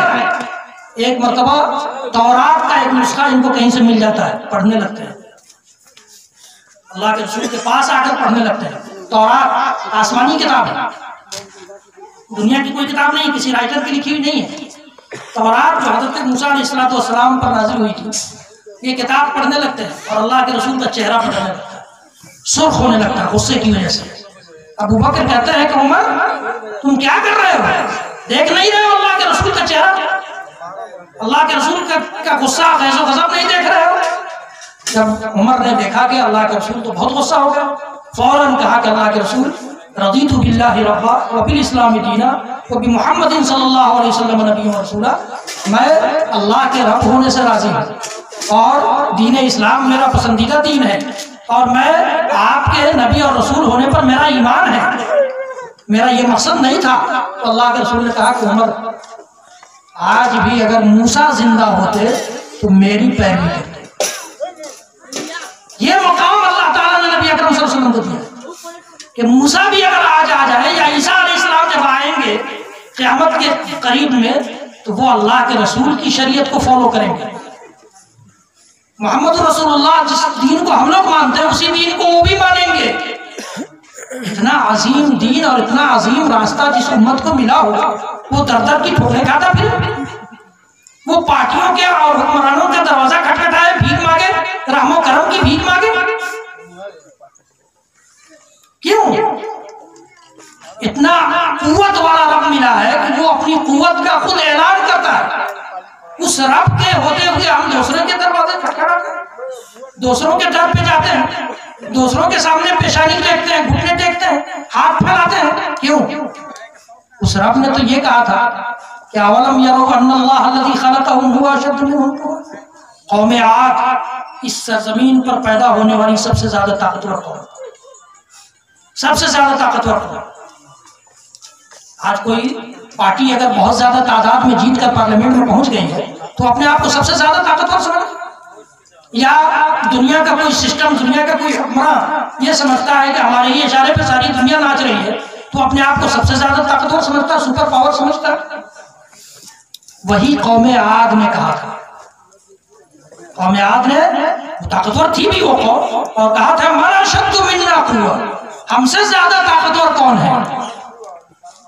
اللہ تعالیٰ نے ایک جملے میں ان کا جواب دے دیا کہ کیا یہ نہیں جانتے کہ جس اللہ نے انہیں پیدا کیا ہے وہ ان سے زیادہ طاقتور ہے؟ اس قدر طاقتور اور قوت والے رب سے جس کا تعلق ہو وہ ان کمزوروں کے سامنے ہاتھ پھیلائے، رحم و کرم کی بھیک مانگے، پارلیمنٹ میں کون سا بل پاس ہو اور کون سا نہ ہو اس کی فکر کرے؟ رب سے اگر رشتہ مضبوط ہوتا یہ چیز نہیں ہوتی، اپنے رب سے کہہ دیتے اور بالکل مطمئن ہو جاتے، بالکل مطمئن ہو جاتے کہ رب سے کہہ دیا تو کہہ دیا، رب سمجھ لے، رب نپٹ لے۔ عبد المطلب کا ایمان نہیں تھا، رسول اکرم صلی اللہ علیہ وسلم کے دادا عبد المطلب کا کوئی ایمان نہیں تھا، لیکن وہ خانہ کعبہ کے متولی تھے، اور ابرہہ ہاتھیوں کا لشکر لے کر آ گیا مکہ، آ کر کے سب سے پہلے اس نے عبد المطلب کے اونٹوں کو گرفتار کیا۔ عبد المطلب پہنچ گیا ابرہہ کے پاس کہ ہمارے اونٹ لوٹاؤ، یہ ہمارے اونٹ ہیں۔ کہا کہ تم کو اونٹ کی فکر بھی پڑی ہے، ہم تو خانہ کعبہ جس کے تم متولی ہو، جس کے تم نگہباں ہو، نگراں ہو، اس کو ڈھانے کے لیے آئے ہیں۔ تو کہا کہ یہ اونٹ میرے ہیں، مجھے لوٹاؤ، وہ گھر جس کا ہوگا وہ تم سے سمجھ لے گا۔ یہ ایمان تھا عبد المطلب کا جو بغیر ایمان کے تھے۔ اور ہم اور آپ کیا ہے؟ آپ خود تولیے اپنے ایمان کا، کہاں ہیں ہم، کس لیول پر ہیں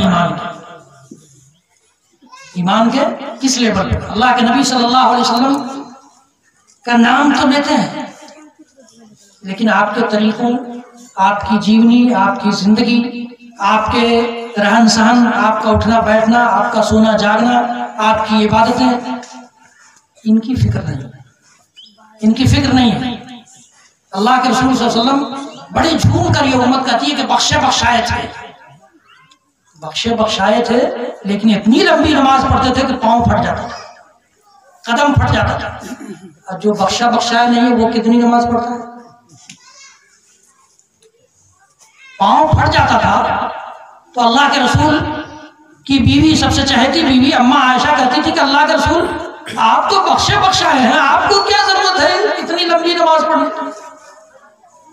کہا کہ عائشہ افلا اکون عبدا شکورا، کہ کیا میں اپنے رب کا شکر گزار بندہ نہ بن جاؤں؟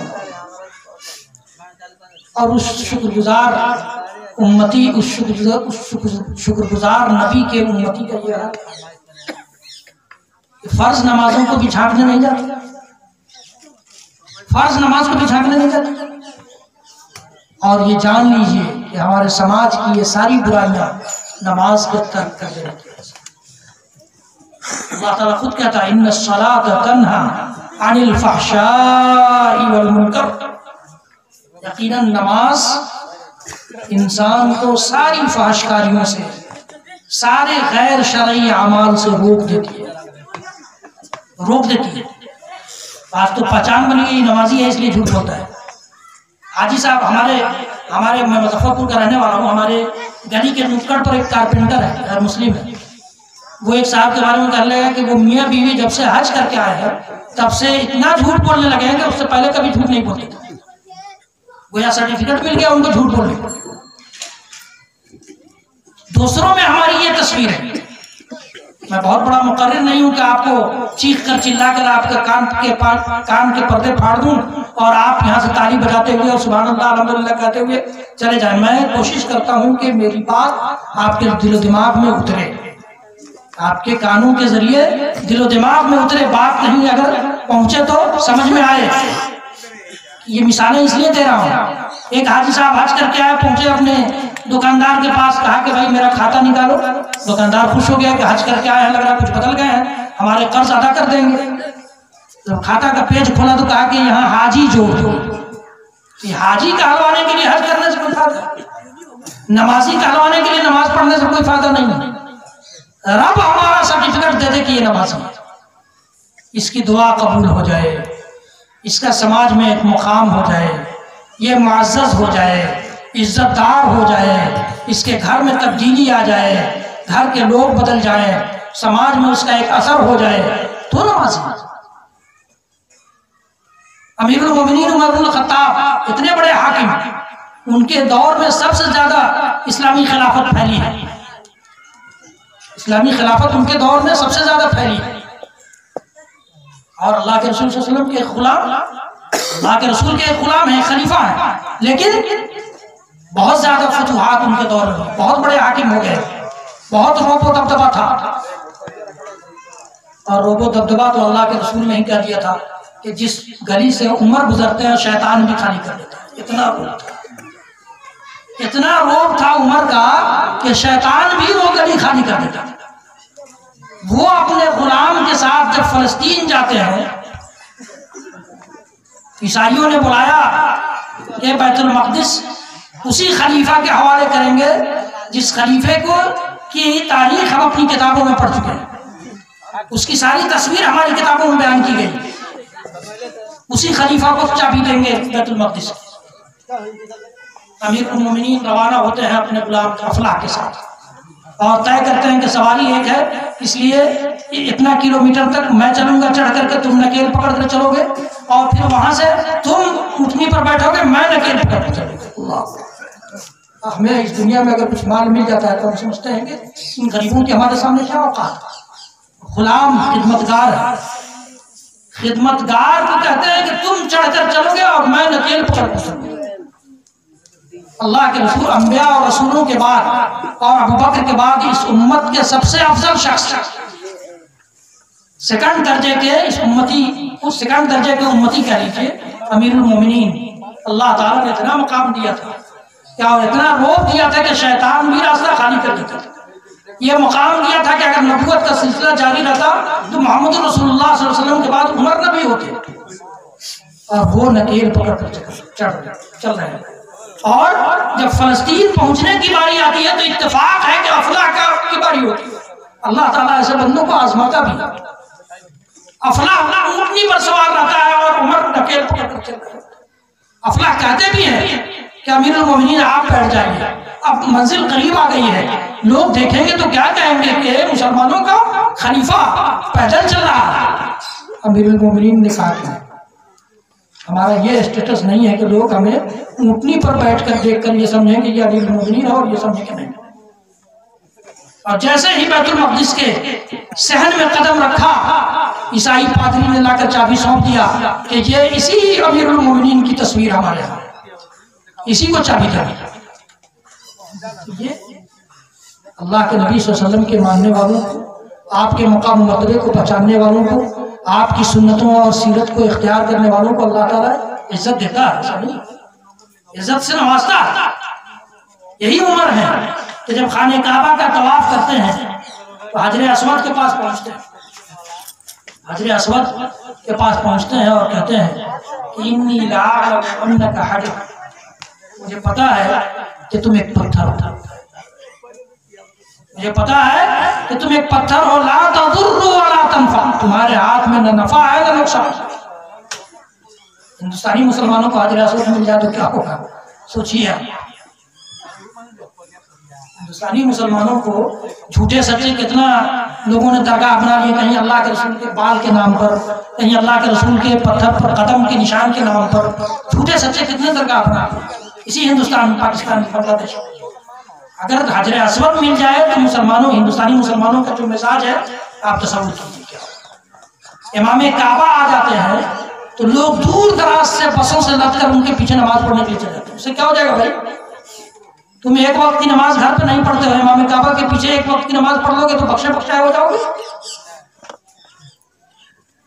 حجر اسود کو مخاطب ہیں عمر، کہتے ہیں انی لأعلم انک حجر لا تضر ولا تنفع، تم ایک پتھر ہو، تمہاری حیثیت ایک پتھر کی ہے، نہ تمہارے ہاتھ میں نفع ہے نہ نقصان. لولا رأیت النبی صلی اللہ علیہ وسلم یقبلک ما قبلت، میں نے اپنے رسول، اپنے محبوب، اپنے سردار، اپنے نبی اور اپنے پیشوا اور رہنما ہادی کو نہیں دیکھا ہوتا تمہیں بوسہ دیتے ہوئے تو میں تم کو بوسہ بھی نہیں دیتا. عزت یوں ہی نہیں ملتی، ایسا ہی نہیں مل جاتی. اللہ کے رسول صلی اللہ علیہ وسلم کے طور طریقوں کو اپنی زندگی میں اتاریں گے تو عزت ملے گی. ہم میں سے ہر شخص ایماندار ہے، ہر شخص ایماندار، اس سے کم پر کوئی راضی نہیں، کوئی اپنے آپ کو بے ایمان کہنے کے لیے تیار نہیں ہے. لیکن اس کا کیا، اس کے ایمان کا کیا وزن ہے. عبداللہ بن مبارک کا ایک قصہ دیکھ لیں. عبداللہ بن مبارک کے باپ مبارک، عبداللہ بن مبارک उलमा इकराम जानते हैं, बहुत बड़े मुहद्दिस हैं, हदीस की सारी किताबों में उनका नाम आता है। उनके बाप मामूली आदमी थे, किसी बागीचे के निगरान थे, बागीचे की निगरानी की नौकरी करते, चौकीदारी। बागीचे का मालिक आया और कहा कि अब्दुल मुबारक जाओ, हमारे साथ ये कुछ मेहमान आए हैं, इन मेहमानों के लिए मीठे फल तोड़ लाओ, ऐसे दरख्त से फल तोड़ कर लाओ जो फल मीठे हो। मुबारक साहब गए और एक डलिया तोड़ करके ले आए, एक टोकरी तोड़ कर ले आए, लेकिन उसमें कोई लज्जत ही नहीं, मिठाई नहीं था। कहा कि मुबारक तुम ये क्या कर रहे हो, जाओ मीठा फल तोड़ कर। फिर गए, फिर उसी तरह से ले आए। मालिक गुस्सा हो गया, कहा कि मैं तुमको बार बार कह रहा हूँ कि मेहमानों की मेहमान नवाजी के लिए अच्छे और लजीज फल तोड़ कर लाओ, तुम ऐसे ही फल ले। तो मुबारक साहब को बर्दाश्त नहीं हुआ, उन्होंने कहा कि आपने मुझे इस बाप की चौकीदारी के लिए रखा है, फल चखने के लिए नहीं रखा। मैंने अल्लाह की कसम हाथ में फल नहीं चखा। वो भी एक ईमान था और हमारा भी ईमान, हम भी ईमानदार हैं, हम भी ईमानदार हैं और वो भी ईमानदार था। कहा कि हमें आपने इस बागीचे की चौकीदारी के लिए रखा है ना, फल चखने के लिए तो नहीं रखा है। हमने अल्लाह की कसम एक फल भी नहीं चखा है आपके बाग का, तो हमें कैसे पता चलेगा कि कौन से दरख्त का फल मीठा है, लजीज है, और कौन से फल का दरख्त मीठा नहीं है, लजीज नहीं, हमें नहीं पता। उस बाग के मालिक ने मुबारक की शादी अपनी बेटी से कर। क्या हमने भी ये मेयार बनाया है शादी ब्याह में? शादी ब्याह में हमने भी ये मेयार बनाया है कि अपनी लड़की किसी ऐसे दीनदार के हवाले कर दो? सोचिए, ईमान ये चाहता है, ईमान का तकाजा जो है, हम हो आप हो कोई भी हो, मैं अपने आप को उससे अलग नहीं कर रहा हूँ, हमारे समाज की जो हालत है उसको बयान कर रहा हूँ। एक सीआईडी इंस्पेक्टर जो है अपनी बेटी की शादी मस्जिद के गेट पर टोपी बेचने वाले से इसलिए कर देता है कि वो ईमानदार है, वो ईमानदार है, ईमान वाला है। जब इस रास्ते को इख्तियार करेंगे तो इज्जत आएगी, इज्जत तो आपके सर चढ़कर बोलेगी। शर्त है कि इज्जत वाली राह इख्तियार की जाए, और इज्जत वाली राह अगर हम ये सोचते हैं कि अल्लाह और उसके रसूल की राह से अलग कोई राह है तो ये हमारी भूल है।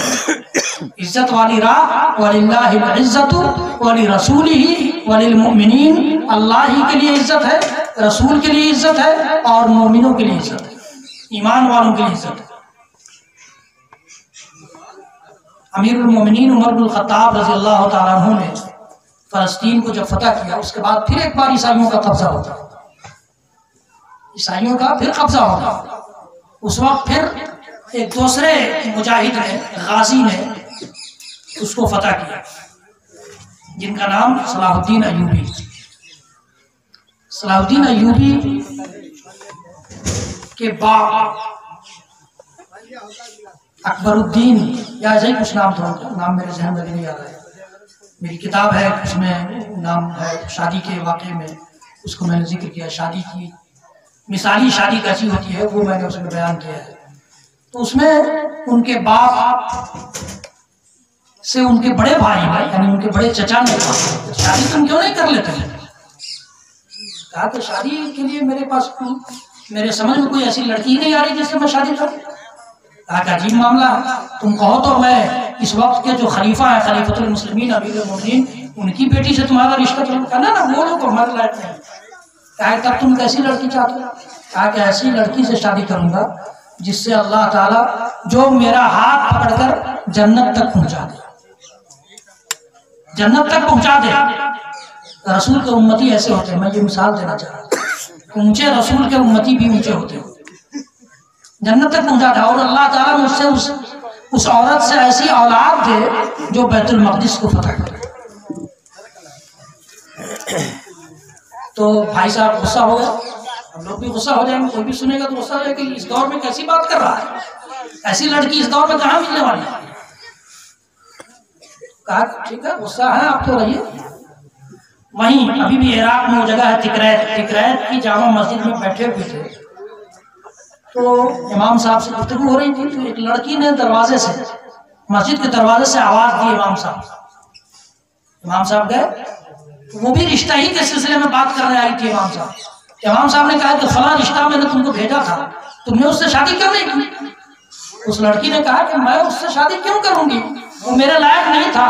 मैं तो ऐसा लड़का, ऐसा नौजवान ढूंढ रहा हूँ जो मेरा हाथ पकड़कर मुझको जन्नत तक पहुंचा दे, और मुझे अल्लाह ताला उससे ऐसी औलाद दे जो बैतुल मक़दिस को फतह करे। वो लड़की कह रही है। ये बातें सलाहुद्दीन अय्यूबी के वालिद के कान में पड़ जाते हैं। इमाम साहब जब लौट कर आते हैं तो कहते हैं क्या बात कर रही थी? कहा कि रिश्ते के सिलसिले में बात कर रही थी। कहा कि मेरी शादी उससे कर दो। कहा कि तो आप कैसे करेंगे, वो तो नुक्कड़ पर रहने वाली एक लड़की है और आप अमीर और सुल्तान खानदान के चश्मो चिराग हैं, आप कैसे शादी करेंगे? कहा कि मेरी शादी उसी से होगी। और शादी हुई, सलाहुद्दीन अय्यूबी पैदा हुए और सलाहुद्दीन अय्यूबी ने बैतुल मक़दिस को फतह किया। क्या हम लोग भी राजी हो जाएंगे इस तरह से शादी करने? तो हम समझते हैं कि सिर्फ नमाज पढ़ दिया हमने, हमारी इस्लामी जिम्मेदारी खत्म ना। इस्लाम और दीन नाम है पैदाइश से लेकर वफात तक अपने आप को अल्लाह की नाजिल की हुई और मोहम्मद रसूलुल्लाह सल्लल्लाहु अलैहि वसल्लम की लाई हुई शरीयत के सांचे में ढाल लेने का।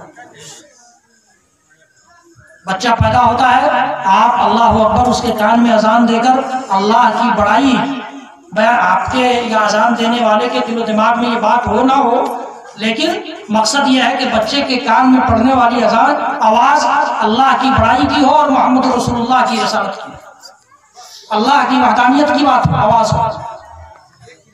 और फिर अल्लाह के रसूल ने फरमाया कि 7वें दिन उसका अकीका करना है। हमारा समाज नहीं करता है, क्यों? चचा नहीं है, उसके बाप नहीं है, नाना आएंगे तो अकीका होगा, दादा आएंगे अभी अकीका कैसे हो जाएगा? फूफी वहां रहती है सऊदी अरब में, वो आएंगी तब अकीका होगा। अल्लाह के रसूल की सुन्नत को ज़बा कर देते हैं। रसूल की सुन्नत को हम और आप ज़बा करते हैं, हमारा समाज ज़बा करता है। रसूल का नारा लगा लेना बड़ा आसान है, लेकिन हम लोग ऐसा करते हैं नहीं। 7वें दिन जब हम अल्लाह ताला ने हमको सलाहियत अगर दी है, सलाहियत नहीं दी है तो वो भी जानता है। हमारे पास 5,000, 7,000, 10,000 रुपया बकरा खरीदने के लिए नहीं है तो वो जानता है, लेकिन अगर है तो फिर रुकावट कैसी? सुन्नत अदा करने के लिए फूफी और दादा और चाचा का इंतजार होगा। दीन कैसे पूरी जिंदगी को घेरे हुए है ये देखिए। फिर अल्लाह के रसूल फरमाते हैं कि जब बच्चा 7 साल का हो जाए तो उसको नमाज का हुक्म दो। अब्बा जान, दादा जान खुद नमाजी नहीं है तो बच्चे को क्या हुक्म है? मुरू औलादकुम बिस्सलात वहुम अब्नाउ 7 सिनीन। 7 साल के होते ही उनको हुक्म दो नमाज का, और 10 साल के हो जाए तो मारो भी अगर नमाज के लिए नहीं जाता है। लेकिन दीन तो हम लोग दीन को मजाक समझ लिया। हमने समझ लिया है कि बूढ़े होने के बाद नमाज पकड़ लेंगे, नमाज पकड़ना लोग बोलते हैं, नमाज पकड़ लेंगे और पैसा अगर है तो जाके हज कराएंगे, बेड़ा पार, बेड़ा पार है। और इस्लाम और हमारे नबी क्या देखना चाहते हैं? 7 साल के हो जाए तो नमाज का हुक्म दो, 10 साल के हो जाए तो मारो। और फरमाते हैं कि उन 7 किस्म के लोगों में से नौजवानों को अपने रास्ते पर लगाने के लिए, दीन के रास्ते पर लगाने के लिए, अल्लाह की शरीयत से जोड़ने के लिए अल्लाह के रसूल क्या फरमाते हैं? फरमाते हैं कि उन 7 किस्म के लोगों में से जिनको अल्लाह ताला कल क़यामत में अपने अर्श का साया नसीब फरमाएगा, जब कोई साया नहीं होगा, उनमें से वो नौजवान भी होंगे जिनकी नशोनुमा अल्लाह की इबादत में, जिनकी परवरिश, जिनकी पर्दात, जिनका उठना बैठना, जिनका ओढ़ना बिछौना अल्लाह की इबादत हो। अल्लाह की इबादत हमें इंजीनियर बनने से नहीं रोकती, डॉक्टर बनने से नहीं रोकती, दुनिया का कोई इल्म आप हासिल कीजिए वो उससे नहीं रोकती, लेकिन हर जगह अल्लाह की इबादत नशोनुमा ऐसी होनी चाहिए। दीन हमारा सिखाता है। कैसे? मैं ये बताना चाह रहा हूँ कि हमारा दीन कैसे सिर्फ बुढ़ापे के लिए नहीं है या सिर्फ नमाज के लिए नहीं है, हर जगह है, हर जगह है। फिर अल्लाह के रसूल फरमाते हैं कि यही नौजवान जब नौजवानी की उम्र पर पहुंच जाए और बासलाहियत हो जाए तो इनकी शादी भी हो, ताकि मुआशरा बुराइयों से पाकीज़ा रहे। हमारे यहाँ क्या है? अपने पैर पर खड़ा ही नहीं हुआ शादी कैसे होगी? और अल्लाह ताला कहता है कि यकूनु फुक़रा युग़निहिमुल्लाहु मिन फज़लिही, लेकिन उतना भरोसा भी तो होना चाहिए, अल्लाह पर तवक्कुल भी तो होना चाहिए। اللہ تعالیٰ کہتا ہے وَأَنكِحُوا الْأَيَامَ مِنكُمْ وَالصَّالِحِينَ مِنْ عِبَادِكُمْ وَإِمَائِكُمْ إِنْ يَكُونُوا فُقَرَاءَ يُغْنِهِمُ اللَّهُ. اپنے بچوں بچیوں کی شادی کر دو، اللہ کہتا ہے، اور اپنے غلاموں لونڈیوں سب کی شادی کر دو. وَالصَّالِحِينَ مِنْ عِبَادِكُمْ وَإِمَائِكُمْ. اگر یہ فقیر ہوں گے تو اللہ ان کو اپنے فضل سے نواز دے گا. إِنْ يَكُونُوا فُقَرَاءَ يُغْنِهِمُ اللَّهُ مِنْ فَضْلِهِ. اللہ اپنے فضل سے نواز دے گا انہیں، تمہیں فکر کرنے کی ضرورت نہیں ہے. لیکن ایسا نہیں ہوتا، اس لیے برائیاں عام، سماج برائیوں سے بھرا ہوا ہے، سماج میں زناکاریاں عام ہیں. کیوں؟ اس لیے کہ ہم نے اپنے دین کا طریقہ چھوڑ دیا، دین کے راستے سے ہم دور ہو گئے. یہ نوجوانوں، پھر اس کے بعد اللہ تعالیٰ شادی کے لیے بھی اللہ تعالیٰ کو کچھ طریقہ بتاتا ہے. اللہ کے نبی صلی اللہ علیہ وسلم کچھ طور طریقے بتاتے ہیں. فرماتے ہیں کہ دیکھو، دنیا والے 4 بنیادوں پر شادی کرتے ہیں. دیکھیے اتنی چھوٹی چھوٹی چیز جس کی طرف ہمارا دھیان نہیں جاتا، توجہ ہم نہیں دیتے. ہم سمجھتے ہیں کہ نماز پڑھ رہے ہیں دیندار ہیں، روزہ رکھ رہے ہیں دیندار ہیں، زکوٰۃ دے رہے ہیں دیندار ہیں، حج کر رہے ہیں تب تو حاجی صاحب ہو گئے ہیں، کوئی مسئلہ ہی نہیں ہے. لیکن ہر چیز، ہر پوائنٹ پہ دیکھنا ہے کہ دین ہمارا کیا کہہ رہا ہے، ہماری شریعت کیا کہہ رہی ہے. جس نبی کا کلمہ ہم پڑھتے ہیں اس نبی نے ہمیں کیا ایسے موقع سے رہنمائی فرمائی. فرمایا کہ دیکھو، دنیا میں 4 بیسس پر، 4 بنیادوں پر لوگ شادی کرتے ہیں. لوگ دیکھتے ہیں کہ خوبصورت لڑکی ہے یا نہیں، لوگ دیکھتے ہیں کہ مالدار ہے یا نہیں تاکہ زیادہ سے زیادہ مال لے کر ہے. لوگ دیکھتے ہیں کہ حسب نسب کتنی ہائر فیملی کی ہے، اچھا خاندان ہے کہ نہیں. اور کچھ لوگ دینداری بھی دیکھتے ہیں. اللہ کے رسول بولا کچھ لوگ دینداری بھی دیکھتے ہیں. تنکح المرأة لأربع لحسبها ولمالها ولجمالها ولدینها. اللہ کے رسول کیا فرماتے ہیں؟ ہماری اور آپ کی رہنمائی کے لیے تو فرمایا ہے کہ اس پر عمل کرنے کے لیے کوئی اور مخلوق آئے. کلمہ ہم نے پڑھا ہے تو ہماری ذمہ داری، ہماری رہنمائی کے لیے یہ حدیث ہے. کلمہ نہیں پڑھے ہوتے تو ہمارے لیے نہیں ہوتا.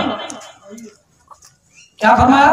فَاصْفَرْ بِذَاتِ الدِّينِ تَرِبَتْ يَدَاكَ. کہ تم دیندار لڑکی کو حاصل کر کے کامیابی تک پہنچاؤ. اللہ کے رسول فرماتے ہیں آج لوگ اچھی لڑکیاں اور سیرت والی لڑکیاں ڈھونڈ رہے ہیں، نہیں مل رہی. گھروں کو بسانے والی لڑکیاں نہیں مل رہی ہیں. اللہ کے رسول نے 1400 سال پہلے کر دیا تھا کہ الدنیا کلھا متاع وخیر متاع الدنیا المرأة الصالحہ. دنیا نام ہی ہے ساز و سامان کا، اس میں انسان سامان بٹورنے اور جمع کرنے کے چکر میں پڑا رہتا ہے. لیکن سب سے بہترین سامان جو انسان حاصل کر سکتا ہے وہ نیک بیوی ہے. یعنی کوئی ایسا موقع نہیں ہے جہاں آپ نے رہنمائی نہیں کی ہے ہماری اور آپ کی. اللہ تعالیٰ نے فرمایا کہ جب 40 سال کے یہ مومن ہو جاتے ہیں یہ دعا کرتے ہیں. ہم میں سے کتنے لوگ 40 سال سے اوپر ہیں ان کو دعا، یہ دعا کیا معلوم کہ یہ اس دعا کے بارے میں بھی نہیں معلوم ہے کہ اس طرح کی کوئی دعا، اس طرح کی کوئی دعا بھی ہے. میں ایک کتاب پڑھ رہا تھا تو ایک بچی کا واقعہ اس میں بیان کیا کہ ایک بچی گھر میں تھی اور وہ قرآن پڑھ رہی تھی تو قرآن کا ترجمہ بھی پڑھ رہی تھی. اس کے باپ جب گھر آئے تو اس بچی نے سوال کیا کہ ابو جان آپ کی عمر کیا ہے؟ انہوں نے 40 سے زیادہ بتایا. تو اچھا 40 سے زیادہ آپ کی عمر ہے تو 40 کے بعد والی دعا آپ کو یاد ہے؟ کہا کہ 40 کے بعد والی دعا بھی ہے کیا کوئی؟ تو جی ہے. اور اس نے سورہ احقاف کی آیت پڑھی کہ رب اوزعنی ان اشکر نعمتک التی انعمت علی وعلی والدی وان اعمل صالحا ترضاه واصلح لی فی ذریتی انی تبت الیک وانی من المسلمین. اس میں 40 سال کا ذکر ہے.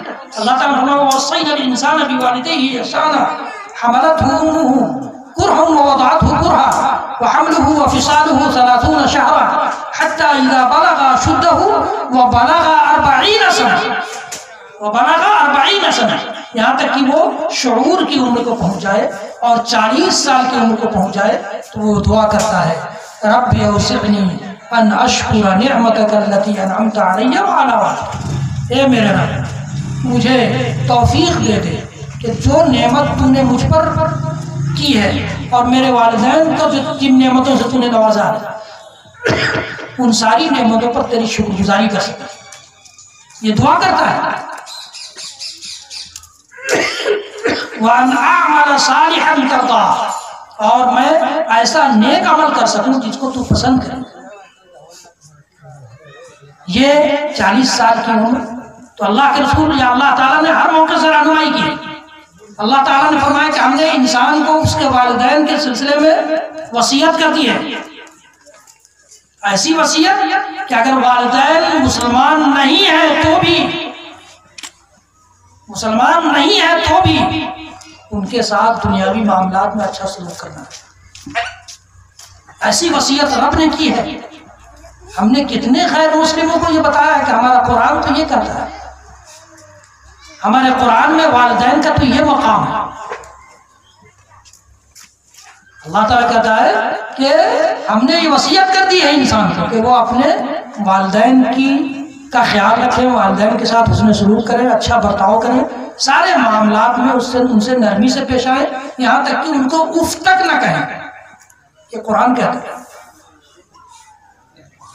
وَأَنْ أَعْمَلَ صَالِحًا تَرْضَاهُ وَأَصْلِحْ لِي فِي ذُرِّيَّتِي، اور میرے لیے میری ذریت کی اصلاح کر دے۔ اب یہ دعا کریں گے تب تو ذریت اور نسل صحیح ہوگی، دعا ہی نہیں معلوم ہے۔ انی تبت الیک وانی من المسلمین، میں تیری طرف رجوع کر رہا ہوں، لوٹ رہا ہوں، تجھ سے توبہ کر رہا ہوں، اور میں تیرے فرما برداروں میں سے ہوں۔ مسلمان کہتے ہیں رب کے فرما بردار، میں تیرے فرما برداروں میں سے ہوں۔ میں اس لیے فرما برداروں ترجمہ کر رہا ہوں تاکہ آپ لوگ یہ غلط فہمی میں نہ ہوں کہ ہم بھی تو مسلمان ہیں۔ فرما برداروں میں سے ہوں، مسلمان کا مطلب یہ ہوتا ہے جو فرما برداری نہیں کر رہا ہے گویا وہ اسلام کو نہیں مان رہا ہے۔ رب کی فرما برداری کا نام، رسول کی فرما برداری کا نام اسلام ہے۔ اسلام کے معنی ہی ہوتے اپنے آپ کو حوالے کر دینا، کس کے حوالے؟ اللہ اور اس کے رسول کے۔ اسی طرح سے اللہ تعالیٰ نے یہ فرمایا کہ جب 40 سال سے، یا رسول اکرم صلی اللہ علیہ وسلم نے فرمایا کہ 40 سال سے جب انسان زیادہ عمر دراز ہوتا ہے تو اب وہ معاشرے میں عزت کی نگاہ سے اس کو دیکھا جانا چاہیے، وہ معزز ہو جائے۔ اللہ تعالیٰ نے، اللہ کے رسول صلی اللہ علیہ وسلم نے فرما دیا کہ من لم یرحم صغیرنا ولم یوقر کبیرنا فلیس منا، جو ہمارے بچوں پر شفقت نہ کرے وہ بھی، اور جو ہمارے بڑوں کی عزت نہ کرے وہ بھی ہماری امت سے نہیں ہے، وہ ہماری امت کا فرد نہیں ہو سکتا۔ ہمارے بچے کتنا ہماری عزت کرتے ہیں یا ہم اپنے بچوں پر کتنی شفقت کرتے ہیں، فیصلہ آپ کے ہاتھ میں ہے۔ رہنمائی ہر جگہ موجود ہے۔ میں یہ بتانا چاہ رہا تھا کہ رہنمائی ہر جگہ موجود ہے۔ پھر اسی طرح سے جب اور انسان قریب ہو جاتا ہے، موت کے قریب آتا ہے، موت کے قریب آتا جاتا ہے، تو بھی اللہ کے رسول نے فرمایا کہ انسان کوشش یہ کرے کہ جیسے جیسے اس کی عمر ختم ہو رہی ہو وہ اللہ کی طرف زیادہ اس کا رجحان ہو، لیکن ایسا ہے نہیں۔ اللہ کا رسول فرماتے ہیں کہ انسان کا معاملہ یہ ہے کہ اس کے پاس اگر ایک وادی بھر کر سونا ہو جاتا ہے، سونا گولڈ، ایک وادی، ایک گڈھا بھر گیا، پہاڑ کے نشیبی علاقے کو وادی کہا جاتا ہے، پہاڑ کے مقابلے میں آپ سوچیے اتنا اگر بھر جائے تو چاہتا ہے کہ دوسری وادی بھی بھر جاتا تو اچھا تھا۔ جیسے جیسے انسان کی عمر بڑھتی ہے ویسے ویسے دنیا کی لالچ بھی اس کے ذہن میں سماتی جاتی ہے۔ وہ اپنے اگر پوتوں کا انتظام کر سکا تو سوچے گا کہ کچھ اور نسل تک کا انتظام ہو جائے، بیٹوں تک کا انتظام کر سکا تو سوچے گا کہ اور کچھ اور آگے کی نسلوں تک کا انتظام ہو جائے۔ یہ ذمہ داری آپ کی نہیں ہے، یہ ذمہ داری آپ کی نہیں ہے۔ آپ کی ذمہ داری اتنی ہی ہے کہ آپ نے اپنے بچوں کی صحیح تربیت کر لی، اور آپ کے پاس جتنا مال بچا ہے وہ مال آپ کے وارثوں کا ہوگا بس، ورنہ آپ کئی نسل تک کس کا انتظام کریں گے؟ آگے چل کر کوئی شرابی پیدا ہو جائے آپ کی نسل میں اور شراب پینے کے لیے آپ کی ساری جائیدادوں کو بیچ دے تو آپ کو کس کام کا رہے گا؟ کس کام کا ہوگا؟ یہ آپ کی ذمہ داری، ہماری ذمہ داری نہیں ہے۔ تو اللہ کے رسول نے دعا سکھلائی کہ ہر بوڑھے آدمی کو دعا کرنا چاہیے، اللہم انی اعوذ بک من ان ارد الی ارذل العمر لکی لا اعلم بعد علم شیئا، کہ اللہ میں ایسی عمر سے تیری پناہ چاہتا ہوں کہ جس عمر میں جس عمر میں پہنچ کر کوئی شعور ہی باقی نہ رہ جائے دین دنیا کا، ایسی عمر سے پناہ مانگتا ہوں. اللہ کے رسول نے دعا سکھلائی. اللہ کے رسول نے دعا سکھلائی ایسی ہی عمر کے لیے کہ اللہم اصلح لنا دیننا الذی هو عصمت امرنا واصلح لنا دنیانا التي فيها معاشنا واصلح لنا آخرتنا التي فيها معادنا واجعل الحیاة زیادة لنا فی کل خیر والموت راحة لنا من کل شر. اگر خیر ہے ہماری زندگی میں تو زندگی دے، اور اگر شر سے بچانے کے لیے تو موت دے رہا تو موت دے. پھر مرنے سے پہلے یا مرنے کے دنوں میں یا مرنے کے بعد ساری چیزیں شریعت میں محفوظ ہیں. شریعت میں محفوظ ہے. یہ شریعت اللہ کی حفاظت میں ہے. اللہ نے اس شریعت کی حفاظت کی ذمہ داری خود لی ہے. اس لیے کوئی پہلو، کوئی زندگی کا کوئی موڑ ایسا نہیں آپ کو ملے گا جس میں رسول نے رہنمائی نہیں کی. رسول نے رہنمائی نہیں کی. تو ہمیں اور آپ کو جب اتنے اونچے رسول ملے ہیں اور ہمیں اور آپ کو اتنی اچھی شریعت ملی ہے، اتنا صاف ستھری شریعت ملی ہے، اتنا صاف ستھرا دین ملا ہے، تو اس دین کی سچی تصویر لوگوں کے سامنے پیش کریں. دنیا کی دوسری قوموں کے سامنے یہ تصویر پیش کریں کہ ہمارا دین کسی پر ظلم نہیں سکھلاتا، ہمارا دین کسی کو ستانا نہیں سکھلاتا، ہمارا دین کسی کا حق مارنا نہیں سکھلاتا، ہمارا دین کسی کے کا مال غصب کر لینا نہیں سکھلاتا، ہمارا دین کسی کا مال چوری کر لینا، ڈاکہ ڈال دینا کسی پر نہیں سکھلاتا. ہمارا دین تو یہ کہتا ہے کہ اگر کوئی ظلم کرتے ہوئے ظالمانہ طور پر کسی کا ایک بالش بھی زمین اگر لے لیتا ہے، قبضہ کر لیتا ہے، ایک بالش زمین کے لیے جان چلی جاتی ہے ہمارے یہاں. اللہ کے رسول فرماتے ہیں ظاہر ہے اس میں سے کوئی ایک تو غلط ہوگا. دو آدمی اگر ایک بالش زمین کے لیے لڑ پڑے، ایک فٹ زمین کے لیے جھگڑا کر لیں، اس میں سے کوئی ایک ہی صحیح ہوگا، ایک تو غلط ہوگا. تو یہ حدیث کیا سکھلاتی ہے؟ اللہ کے رسول فرماتا ہے کہ ایک بالش کا اور ایک فٹ اگر کوئی کسی کی زمین ہڑپ کر لیتا ہے ظلم کرتے ہوئے، تو اللہ تعالیٰ ساتوں آسمانوں کے برابر اسی زمین کے بقدر اس کے گلے میں لٹکا دے گا. کل ٹائم تم کو زمین چاہیے لے لو. تو ہماری شریعت اس قدر صاف ستھری ہے، صاف سماج دیکھنا چاہتی ہے، صاف انداز میں رہن سہن سکھلاتی ہے. ہمارے نبی ہمیں اس مقام پر دیکھنا چاہتے تھے. صحابہ کرام نے یہ ثبوت دیا ہے، تابعین نے یہ زندگی جی کر سکھلایا ہے، ہمیں بتایا ہے. تابعین نے اس کے لیے قربانیاں دی ہیں. ائمہ اور محدثین نے ان ساری چیزوں کو اپنی زندگی میں نافذ کر کے دکھا دیا ہے. اور آج کی تاریخ میں بھی ایسے لوگ ہیں جو اللہ کی کوشش کرتے ہیں کہ اللہ کے قرآن اور نبی کے فرمان کو اپنی زندگی میں لا سکیں، ہر پوائنٹ پر لا سکیں. ایسے لوگ آج بھی ہیں. یہ جان لیجئے کہ ہم اور آپ یہ شکایت کرتے ہیں کہ ہماری دعائیں قبول نہیں ہو رہی، اللہ تعالیٰ ہماری دعائیں نہیں سن رہا. اللہ تعالیٰ چاہتا ہے کہ تم مجھ سے دعا کرو، میں تمہاری دعا قبول کروں گا. تو پھر کیوں نہیں سن رہا، کیوں قبول نہیں کر رہا؟ اللہ کے رسول صلی اللہ علیہ وسلم فرماتے ہیں کہ ایک آدمی پورے طور پر گرد و غبار میں آلود ہو کر کے اور آتا ہے اور وہ ہاتھ پھیلاتا ہے اللہ کے سامنے اور دعا کرتا ہے، اور اس کی دعا کیسے قبول ہوگی؟ اللہ یستجاب لہ، کہ اس کا کھانا حرام ہے، اس کا پینا حرام ہے، اس کا پہننا حرام ہے، اس کی دعا کیسے قبول ہوگی؟ تو حلال کمائی اور حلال رزق کی بھی فکر کرنے کی اللہ تعالیٰ نے ہمیں حکم دیا اور رسول اکرم صلی اللہ علیہ وسلم نے بتایا. حلال کمائی کیسے حاصل ہو، حلال طریقے کون سے ہیں، حرام طریقے کون سے ہیں، ان ساری چیزوں کی بھی فکر کرنا ہے. محمد رسول اللہ صلی اللہ علیہ وسلم کا کلمہ پڑھا ہے تو محمد رسول اللہ صلی اللہ علیہ وسلم کی زندگی کو پڑھیے، محمد رسول اللہ صلی اللہ علیہ وسلم کی زندگی کو پڑھیے، اور محمد رسول اللہ صلی اللہ علیہ وسلم کو معجزہ کے طور پر جو کتاب قرآن پاک کی شکل میں ملی تھی اس کو پڑھو. آج کے اس چھوٹے سے پروگرام کا پیغام میں آپ کو یہ دینا چاہتا ہوں کہ قرآن پڑھنے والی امت بنی. قرآن کی امت اللہ تعالیٰ نے بنایا ہے، قرآنی امت بنیے، قرآن پڑھیے. قرآن جتنی بار پڑھیں گے اتنا ہی زیادہ آپ کا ذہن روشن ہوگا، آپ کا دل روشن ہوگا، آپ کی زندگی روشن ہوگی، اور آپ کے ذریعے، آپ کے بچوں کے ذریعے آپ کا گھر روشن ہوگا، بلکہ سارا سماج روشن ہو جائے گا اگر قرآن پڑھنے والی امت ہم بن جائے. معاملہ یہ ہے. تو قرآن کے نزول کی شروعات ہوئی تھی اقرا سے. ابھی ہم لوگ بات کر رہے تھے، ایک صاحب کہنے لگے کہ اس امت کو پڑھائی سے کوئی مطلب ہی نہیں ہے، تعلیم سے کوئی مطلب نہیں ہے، جبکہ اس امت پر جو قرآن کی شکل میں پیغام نازل ہوا تھا اس کا پیغام یہی تھا، اقرا. پہلا پیغام اقرا، اقرا بسم ربک الذی خلق. پڑھو گے تو خالق کی پہچان بھی ہوگی، پڑھو گے تو انسان کس کس اسٹیج سے مرحلوں سے گزر کر پیدا ہوتا ہے یہ پتہ چلے گا.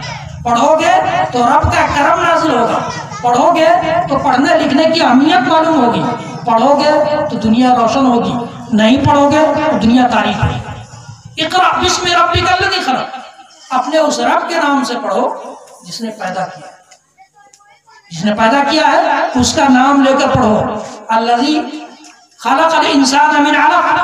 جس نے انسان کو جمے ہوئے خون سے پیدا کیا. یہ پڑھو گے تب پتہ چلے گا کہ کیسے جمے ہوئے خون سے پیدا، کیسے جمے ہوئے خون سے انسان پیدا ہوتا.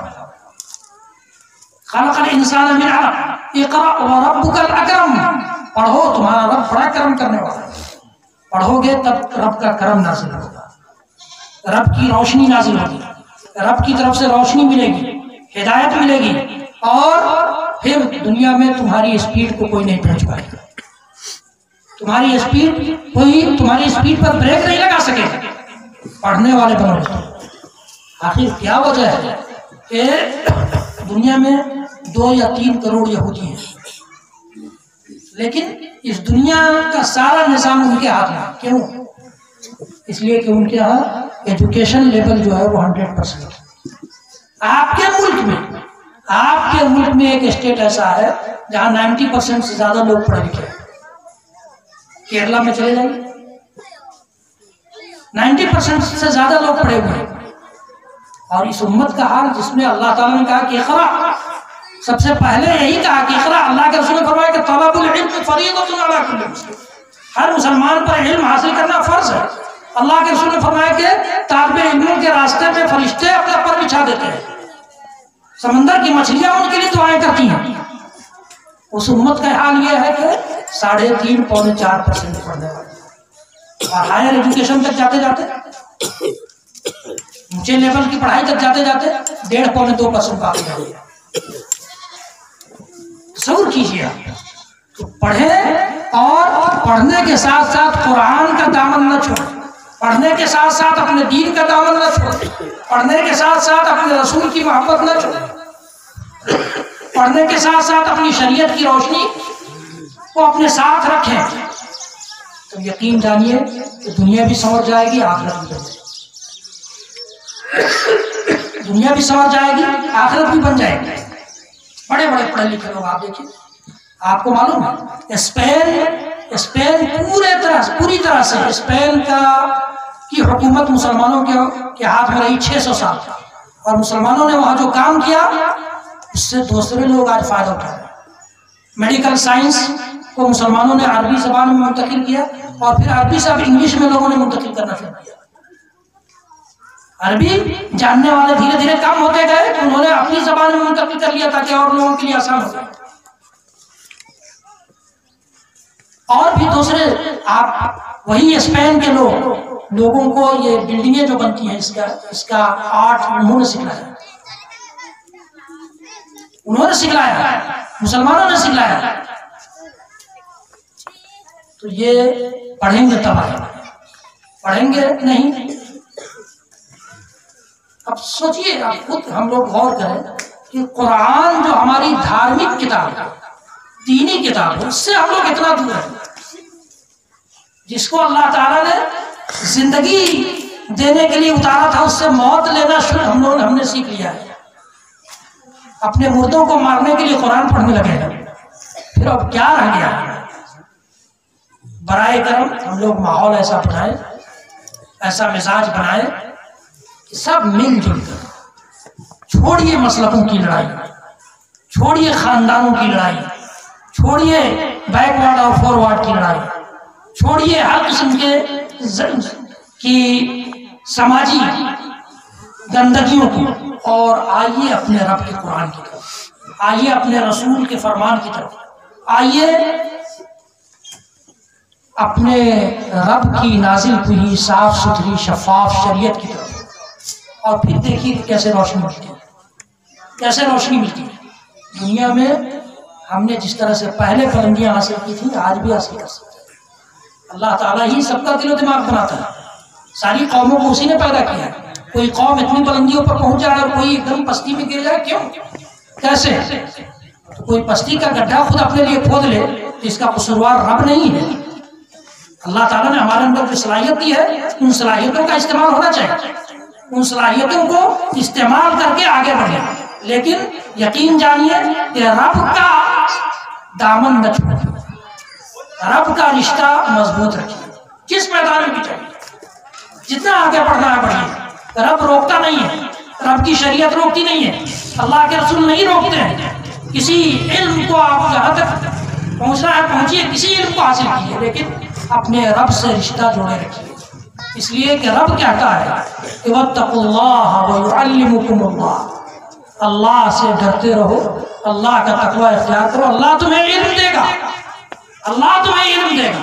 تو علم وہ دے گا، اس سے رشتہ رہے گا، اس سے رشتہ ٹوٹے گا تو علم ختم ہوگا، جہالت آئے گی، اس سے رشتہ ٹوٹے گا روشنی ختم ہوگی، اندھیرا آئے گا، اس سے رشتہ ٹوٹے گا تو نور ختم ہوگا اور ضلالت آئے گی، ہدایت ختم ہوگا، گمراہی آئے گی۔ اس لیے اس سے رشتہ مضبوط رکھیے، اپنے رب سے لو لگائیے، اپنے رب پر تنہا بھروسہ کیجیے۔ رب پر بھروسہ کریں گے تو رب ہمارے لیے کافی ہوگا۔ وَمَن يَتَوَكَّلْ عَلَى اللَّهِ فَهُوَ حَسْبُهُ إِنَّ اللَّهَ بَالِغُ أَمْرِهِ قَدْ جَعَلَ اللَّهُ لِكُلِّ شَيْءٍ قَدْرًا۔ اللہ تعالیٰ خود فرماتا ہے کہ جو اللہ پر بھروسہ کرے گا اللہ اس کے لیے کافی ہے، اللہ اس کے لیے کافی ہوگا، اللہ تو اپنے ہر حکم کو نافذ کرنے والا ہے۔ اس کائنات میں ایک پتا بھی کھڑکتا ہے، اس کا علم اس کو ہوتا ہے، اس کی اجازت ہی سے پتا کھڑکتا ہے، گرتا ہے۔ اتنے بڑے فیصلے اس ملک میں ہو جائیں، اس دنیا میں ہو جائیں، تو کیا ہم سمجھتے ہیں کہ اس کی رضامندی کے بغیر ہو گئے، اس کی اجازت کے بغیر ہو گئے، اس کی چاہت کے بغیر ہو گئے؟ حکومتیں بدل جاتی ہیں اس کی چاہت کے بغیر؟ سوچئے، وَمَن يَتَوَكَّلْ عَلَى اللَّهِ فَهُوَ حَسْبُهُ۔ ہم نے رب سے اپنا بھروسہ ہٹایا تو ہمارے بھروسے ٹوٹ گئے، رب سے اپنی لو لگانا ہم نے چھوڑ دیا تو سارے لوگوں نے اپنا ہاتھ کھینچ لیا۔ وَمَن يَتَوَكَّلْ عَلَى اللَّهِ فَهُوَ حَسْبُهُ إِنَّ اللَّهَ بَالِغُ أَمْرِهِ، اللہ اپنے حکم کو نافذ کرنے والا ہے۔ جعل اللہ لکل شیء قدرا، اور اللہ نے ہر چیز کے لیے ایک مقدر تقدیر لکھ دی۔ اللہ تعالیٰ فرماتا ہے یا ایھا النبی حسبک اللہ ومن اتبعک من المؤمنین، نبی آپ کے لیے اللہ کافی ہے اور جو مومنوں میں سے جو آپ کے پیروکار ہوں گے ان کے لیے بھی کافی ہے، ان کے لیے بھی کافی ہے۔ تو رب سے توکل، رب پر توکل اور نبی کی راہ، نبی کی راہ نہ چھوٹے اور رب پر بھروسہ نہ چھوٹے تو ہم کامیاب ہوں گے، دنیا میں بھی کامیاب ہوں گے، آخرت بھی ہماری سمجھ جائے۔ رسول اکرم صلی اللہ تعالی وسلم کے صحابہ نے یہ جانا تھا، اس پر ان کا یقین تھا، بہت اتنا زیادہ یقین تھا کہ ان کو کسی بات سے کوئی، ان چیزوں سے کوئی چیز روک نہیں سکتی تھی، کوئی چیز ڈگمگا نہیں سکتی تھی، ان کے قدم میں زلزلہ نہیں آ پاتا تھا۔ وہ اس قدر بھروسہ کرتے تھے رب پر اور اس قدر ان کو اپنے رسول پر یقین تھا، رسول کے راستے پر یقین تھا۔ 17 سال کی عمر میں، 16-17 سال کی عمر میں اسامہ بن زید رضی اللہ تعالیٰ عنہ کو مسلمانوں کے لشکر کا امیر بنا کے بھیج دیا گیا۔ صحابہ نے منع کیا، بڑے بڑے صحابہ نے ابو بکر کو کہ چھوڑ دیجئے، کسی اور کو، بڑے عمر دراز آدمی کو، تجربہ کار آدمی کو امیر بنائیے۔ کہا کہ جس شخص کو رسول نے امیر بنایا ہے میں کیسے اس کو ہٹا سکتا ہوں، میں کیسے ہٹا سکتا ہوں؟ دیکھیے دنیاوی معاملہ ہے، جنگ جیتنا ہے، جنگ لڑنا ہے، جنگ لڑنا ہے، تجربہ کار آدمی کو کمانڈر بنانا چاہیے، لیکن اللہ کے رسول کے آخری دنوں میں، زندگی کے آخری دنوں میں اللہ کے رسول نے خود بتایا تھا کہ اسامہ بن زید کے قیادت میں، ان کی رہنمائی میں ایک لشکر بھیج دو فلاں جگہ، لیکن وہ لشکر ابھی مدینہ سے نکل ہی رہا تھا، تب تک اللہ کے رسول کی وفات ہو گئی، وہ لوگ رک گئے، اور جب ابوبکر کی خلافت آ گئی تو عمر نے کہا کہ ان کو مت بھیجیے، آگے نہیں، رسول نے ان کا نام لیا تھا اس لیے وہی جائے گا۔ یقین تھا کہ رسول نے کہہ دیا ہے تو ناکامی نہیں ملے گی، عزت ہمیں ملے گی، عزت ہمارے مقدر ہوگی۔ صحابہ کرام کا یقین تھا، صحابہ کرام نے بڑا قریب سے دیکھا تھا دین کو، بڑا قریب سے رب کے بھروسہ کو انہوں نے ٹٹولا تھا، محمد رسول اللہ صلی اللہ علیہ وسلم کے راستے پر کیسے چلنا ہے، کیسے جمع رہنا ہے، کیسے ثابت قدم رہنا ہے، وہ جانتے تھے۔ یہ صحابہ کرام یا اسی طرح سے تابعین بھی، تبع تابعین بھی، ائمہ اور محدثین بھی، محدثین نے یا ائمہ کرام نے دین کی خدمت ایسے ہی کر دی، رب پہ ان کا اعتماد تھا، محمد رسول اللہ صلی اللہ علیہ وسلم کی دین کی سچائی پر ان کا یقین تھا، اس لیے انہوں نے اتنی عظیم خدمتیں کی۔ آج کے دور میں کیوں نہیں کوئی محدث بن جاتا، کیوں نہیں کوئی مفسر بن جاتا، کیوں نہیں کوئی سیرت نگار بن جاتا؟ اس لیے کہ ہمارا اعتماد دین سے ختم ہو چکا ہے، ہمارا اپنے نبی کے مقام و مرتبے سے آگاہی ہمارے پاس نہیں ہے، واقفیت نہیں ہے کہ نبی کو اللہ تعالیٰ نے کیا مقام دیا تھا اور ہم نے کہاں پہنچا دیا۔ اللہ کے نبی صلی اللہ علیہ وسلم کے مقام و مرتبے کی بات ہو رہی تھی، اللہ کے رسول فرماتے ہیں، یہ حدیث بیان کر کے میں اپنی بات ختم کروں گا کہ اللہ کے رسول فرماتے ہیں کہ صحیح بخاری صحیح مسلم کی روایت ہے، کل امتی یدخلون الجنۃ الا من ابا، میری ساری امت جنت میں جائے گی۔ کچھ دیر کے لیے ہم سب لوگ خوش ہو جائیں گے کہ ساری امت میں تو ہم بھی ہیں، ساری امت جنت میں جائے گی سوائے اس کے جس نے انکار کیا، الا من ابا۔ صحابہ کرام کے لیے بڑے تعجب کی بات تھی کہ رسول کے راستے کی بھی کوئی انکار کرے گا، رسول کے راستے سے بھی کوئی ہٹے گا، اس لیے کہ رسول کا مقام وہ جانتا ہے۔ کہا کہ من یابا یا رسول اللہ، اللہ کے رسول انکار کون کرے گا؟ اللہ کے رسول صلی اللہ علیہ وسلم نے فرمایا من اطاعنی دخل الجنہ ومن عصانی فقد ابا، جو میرا فرما بردار ہوگا وہ جنت میں جائے گا، جو میرا نافرمان ہوگا اس نے انکار کیا، اس نے انکار کیا۔ اس لیے اپنے نبی کے مقام و مرتبے کو جانیے، اپنے نبی کے مقام و مرتبے کو پہچانیے۔ نبی سے محبت اگر ہم نے کی ہے تو محبت کا تقاضا یہ ہے کہ آپ کے سارے طور طریقوں کو ہم اپنی زندگی کے ہر موڑ پر اپنائیں۔ اس لیے کہ عرب شاعر کہتا ہے ان المحب لمن یحب مطیع، محبت کرنے والا جس سے محبت کرتا ہے اس کا فرمانبردار ہوتا ہے، بغیر فرمانبرداری کے محبت جھوٹی ہے، بغیر فرمانبرداری کے محبت جھوٹی ہوتی ہے۔ تو محبت اگر ہے تو فرمانبرداری میں اس کو بدل دیجیے، اس کو فرمانبرداری کا جامہ پہنا دیجیے۔ رسول کے مقام و مرتبے کا ہم سے اور آپ سے یہی تقاضا ہے۔ اللہ کے رسول صلی اللہ علیہ وسلم نے اپنے آخری خطبے میں جو حجۃ الوداع کے موقع سے آپ نے دیا تھا، اس میں فرمایا تھا کہ میں تمہارے درمیان ایسی چیز چھوڑے جا رہا ہوں جس کو تم جب تک تھامے رہو گے گمراہ نہیں ہوگے۔ وہ کیا ہے؟ اللہ کے رسول نے فرمایا کتاب اللہ و سنتی، اللہ کی کتاب اور میری سنت۔ اللہ کی کتاب کو پکڑ لیجئے اور نبی کی سنت کو تھام لیجئے اور کامیابیوں کا راستہ طے کرتے چلے جائیں۔ آج جو ہم یہ اختلاف کا رونا روتے ہیں، فرقہ بندیوں کا رونا روتے ہیں، یہ سب ختم ہو جائیں گے، یہ سب ختم ہو جائیں گے۔ جہاں اللہ کی کتاب آئے گی، رسول اللہ کا پیغام آئے گا، سارے اختلافات کافی ہو جائیں گے۔ اس لیے کہ اللہ کی کتاب نے کہا کہ وَاعْتَصِمُوا بِحَبْلِ اللَّهِ جَمِيعًا وَلَا تَفَرَّقُوا، اللہ کی رسی کو سب مل کر مضبوطی سے تھام لو، فرقہ بندی نہ کرو۔ اور اللہ کے رسول فرماتے ہیں کہ ان اللہ یرضی لکم ثلاثا، ان اللہ یرضی لکم ثلاثا ویکرہ لکم ثلاثا۔ اللہ صحیح مسلم کی روایت ہے کہ تمہارے لیے اللہ تعالیٰ تم سے تین چیزوں کو پسند کرتا ہے اور تین چیزوں کو ناپسند کرتا ہے۔ کیا ہے؟ اللہ کے رسول نے فرمایا ان تعبدوہ ولا تشرکوا بہ شیئا، ایک چیز تو یہ ہے کہ تم اس کی ہی عبادت کرو، اس کی عبادت میں کسی کو شریک نہ کرو، اس کی عبادت میں کسی کو شریک نہ کرو۔ وَأَن تَعْتَصِمُوا بِحَبْلِ اللَّهِ جَمِيعًا، دوسری چیز یہ ہے کہ تم سب مل کر اللہ کی رسی کو مضبوطی سے تھام لو۔ اللہ کی رسی کیا ہے؟ اللہ کی کتاب ہے اور نبی کی سنت ہے۔ صرف اللہ کی کتاب اللہ کی رسی نہیں ہے، یہ غلط فہمی نہیں رکھیے گا۔ اللہ کی کتاب اور نبی کی سنت دونوں مل کر رسی ہے۔ اس لیے کہ رسی کے دو بانٹ ہوتے ہیں، آپ دیکھتے ہیں اللہ نے ان دونوں کا نام حبل رکھا ہے، رسی رکھا ہے۔ اللہ کی رسی کو مضبوطی سے تھام لو۔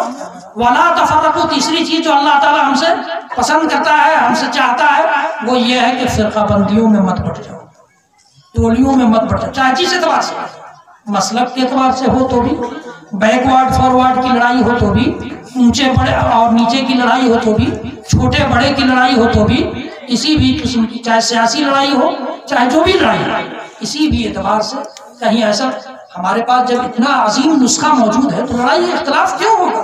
ہم بیٹھ کر حل کر لیں گے، ہم سب آپس میں بھائی بھائی ہیں۔ اور اگر ایسا نہیں ہوا تو دوسرے لوگ فائدہ اٹھائیں گے۔ میں تو مثال دیتا ہوں، دیوبند جیسی جگہ پر، دیوبند جیسی جگہ پر جہاں 60% سے زیادہ مسلم ہیں، وہاں دوسرا کینڈیڈیٹ کیسے جیت گیا ایم ایل اے بھائی؟ کیسے جیت گیا؟ جواب دیجیے۔ اس کا مطلب ہے کہ ہم وہاں بٹے ہوئے ہیں، وہ اللہ تعالیٰ پسند نہیں کرتا۔ اللہ تعالیٰ کو ایسا مسلم سماج پسند ہے جو متحد ہو، مل کر رہنے والا ہو۔ ان کا غم، ایک آدمی کا غم سب کا غم ہے، ایک کی خوشی سب کی خوشی ہو، ایک کا رونا سب کا رونا ہو، ایک کا ہنسنا سب کا ہنسنا ہو، ایک جب اللہ اکبر کہے تو سب اللہ اکبر کہیں، ایک جب اللہ کا نعرہ لگائے تو سب نعرہ لگائیں۔ یہ مطلب ہوتا ہے مسلم سماج، مسلم سماج۔ اللہ کے رسول فرماتے ہیں 3 چیزیں اللہ تعالیٰ پسند اور 3 چیزیں ناپسند کرتا ہے۔ کیا ہے؟ قیل وقال۔ قیل وقال مطلب یہ کہ دروازے پہ چارپائی لگا دیا، کرسی لگا دیا اور دین ہانک رہے ہیں، دوسرے کے گھروں کی پوہ لے رہے ہیں، کس کے گھر میں کیا پکا ہے یہ ہم یہیں بیٹھ کر فیصلہ کر رہے ہیں، کون کہاں جا رہا ہے، کس کا لڑکا کیا کر رہا ہے وہ یہاں بیٹھ کر فیصلہ کر رہے ہیں۔ اس کی اسلام اجازت نہیں دیتا۔ اسلام اتنا صاف ستھرا مذہب ہے کہ وہ ہماری اچھائیوں کو ہمارے سامنے بیان کرنے سے روکتا ہے اور ہماری برائیوں کو ہمارے پیچھے بیان کرنے سے روکتا ہے۔ اگر ہمارے اتنے ہی خیر خواہ ہیں آپ تو برائی آپ ہم سے آ کر شیئر کریں گے کہ تمہارے اندر یہ کمی ہے، اس کو دور کر لو، اچھی چیز نہیں ہے۔ یہ ہمدردی کا تقاضا ہے، خیر خواہی کا تقاضا ہے، دوستی کا تقاضا ہے، ایمان اور اسلام کا بھی تقاضا ہے۔ اور اچھائی کسی کے اندر ہے اس کے سامنے تعریف مت کیجیے ورنہ وہ پھولے نہیں سمائے گا، اس کے پیچھے اس کی تعریف ہے۔ ہمارے یہاں بالکل الٹا ہو گیا، کسی کی اچھائی کرنا ہو تو اس کے سامنے، جس کو چاپلوسی کہا جاتا ہے، اور کسی کی برائی کرنا ہو تو اس کے پیچھے۔ تو اللہ تعالیٰ نے کہا، اللہ کے رسول نے فرمایا کہ اللہ تعالیٰ کو یہ چیز ناپسند ہے۔ قیل وقال وکثرت السؤال، زیادہ سوال کرنا۔ زیادہ سوال کا مطلب یہ کہ لایانی سوال، زیادہ آئے گا تو مطلب لایانی ہوگی۔ اچھا سوال ہے تو اچھی چیزیں، چونکہ ہمارے یہاں اچھا سماج نہیں ہے تو اچھی چیزیں نہیں ہیں، اچھا سماج، اچھا سوال نہیں ہے، دین کی فکر نہیں ہے، اس لیے دین کے بارے میں کوئی سوال ہی نہیں کرتا ہے۔ اللہ کی توحید کی فکر نہیں ہے تو کوئی سوال نہیں کرتا، رسول کے مقام و مرتبے کی فکر نہیں ہے تو نہیں سوال ہوتا۔ تو زیادہ سوال کرنا اللہ کو ناپسند ہے، اللہ کے رسول فرماتے ہیں۔ اور مال کو ضائع کرنا، برباد کرنا، یہ بھی اللہ کو ناپسند ہے، اس لیے کہ مال اللہ کی نعمت ہے اور نعمت کی قدردانی یہ ہے اس کو صحیح جگہ پہ خرچ کیا جائے، غلط جگہ پہ خرچ نہیں کیا جائے، نام و ناموری کے لیے، شہرت حاصل کرنے کے لیے، بڑا کہلانے کے لیے نہیں۔ اللہ کے غریب بندوں پر خرچ کیجیے، یتیموں پر خرچ کیجیے، مسکینوں پر خرچ کیجیے، ضرورت مندوں پر خرچ کیجیے، بیواؤں پر خرچ کیجیے، اللہ کے دین کی نشر و اشاعت کے لیے خرچ کیجیے، اللہ کے دین کے کلمے کی بلندی کے لیے خرچ کیجیے، اللہ کے راستے کی طرف لوگوں کو بلانے کے لیے خرچ کیجیے۔ یہ ٹھیک ہے، لیکن مال ضائع مت کیجیے، مال برباد مت کیجیے۔ مال ضائع کرنے کے لیے اللہ نے نہیں دیا، یہ اللہ کی نعمت ہے، امانت ہے، اس کو صحیح راستے پر خرچ کریں گے تو آپ کو بہت فائدہ پہنچائے گا۔ یہ چند باتیں تھیں جو ٹوٹے پھوٹے انداز میں اللہ کے قرآن اور نبی کے فرمان کی روشنی میں آپ کے سامنے رکھی ہے۔ مجھے امید ہے اللہ رب العالمین کی رحمت سے بھی اور آپ حضرات کی شفقت و مہربانی سے بھی کہ اس سے ہمیں بھی فائدہ ہوگا اور آپ حضرات کو بھی فائدہ ہوگا، ہمارا سماج بدلے گا، اور سماج بدلے گا تو ہم آگے بڑھیں گے، اس دنیا میں بھی ہم کامیاب ہوں گے، آخرت بھی ہماری نصیب میں ہوگی۔ رب العالمین ہم سب کو کہنے سننے سے زیادہ عمل کی توفیق دے۔ رب العالمین تو اپنے خاص فضل و کرم سے اس وقت جو ہمارے ملک کا ماحول ہے اس ماحول کو امن و شانتی کے ماحول سے بدل دے۔ رب العالمین تو اپنے خصوصی فضل و کرم سے اس ماحول میں جو شر پسند عناصر شر پھیلانے کی کوشش کر رہے ہیں، رب العالمین تو ان سے انتقام لے۔ رب العالمین اس ملک میں غرور اور تکبر کی بولیاں بڑی بلند ہو رہی ہیں، رب العالمین غرور اور تکبر تجھ کو پسند نہیں ہے، ان کی بولیوں کو بند کر دے رب العالمین، ہمیشہ کے لیے ان غرور اور کبر کی بولیوں کو بند کر دے رب العالمین۔ ہم بڑے کمزور ہیں، ہم معنوی اعتبار سے، ایمان کے اعتبار سے بھی کمزور ہیں، تو جانتا ہے، اور ہم ظاہری اعتبار سے بھی کمزور ہیں، اس لیے کہ ہمارے پاس نہ مال ہے، نہ طاقت ہے، نہ پاور ہے رب العالمین، لیکن تو بڑی قوتوں والا ہے۔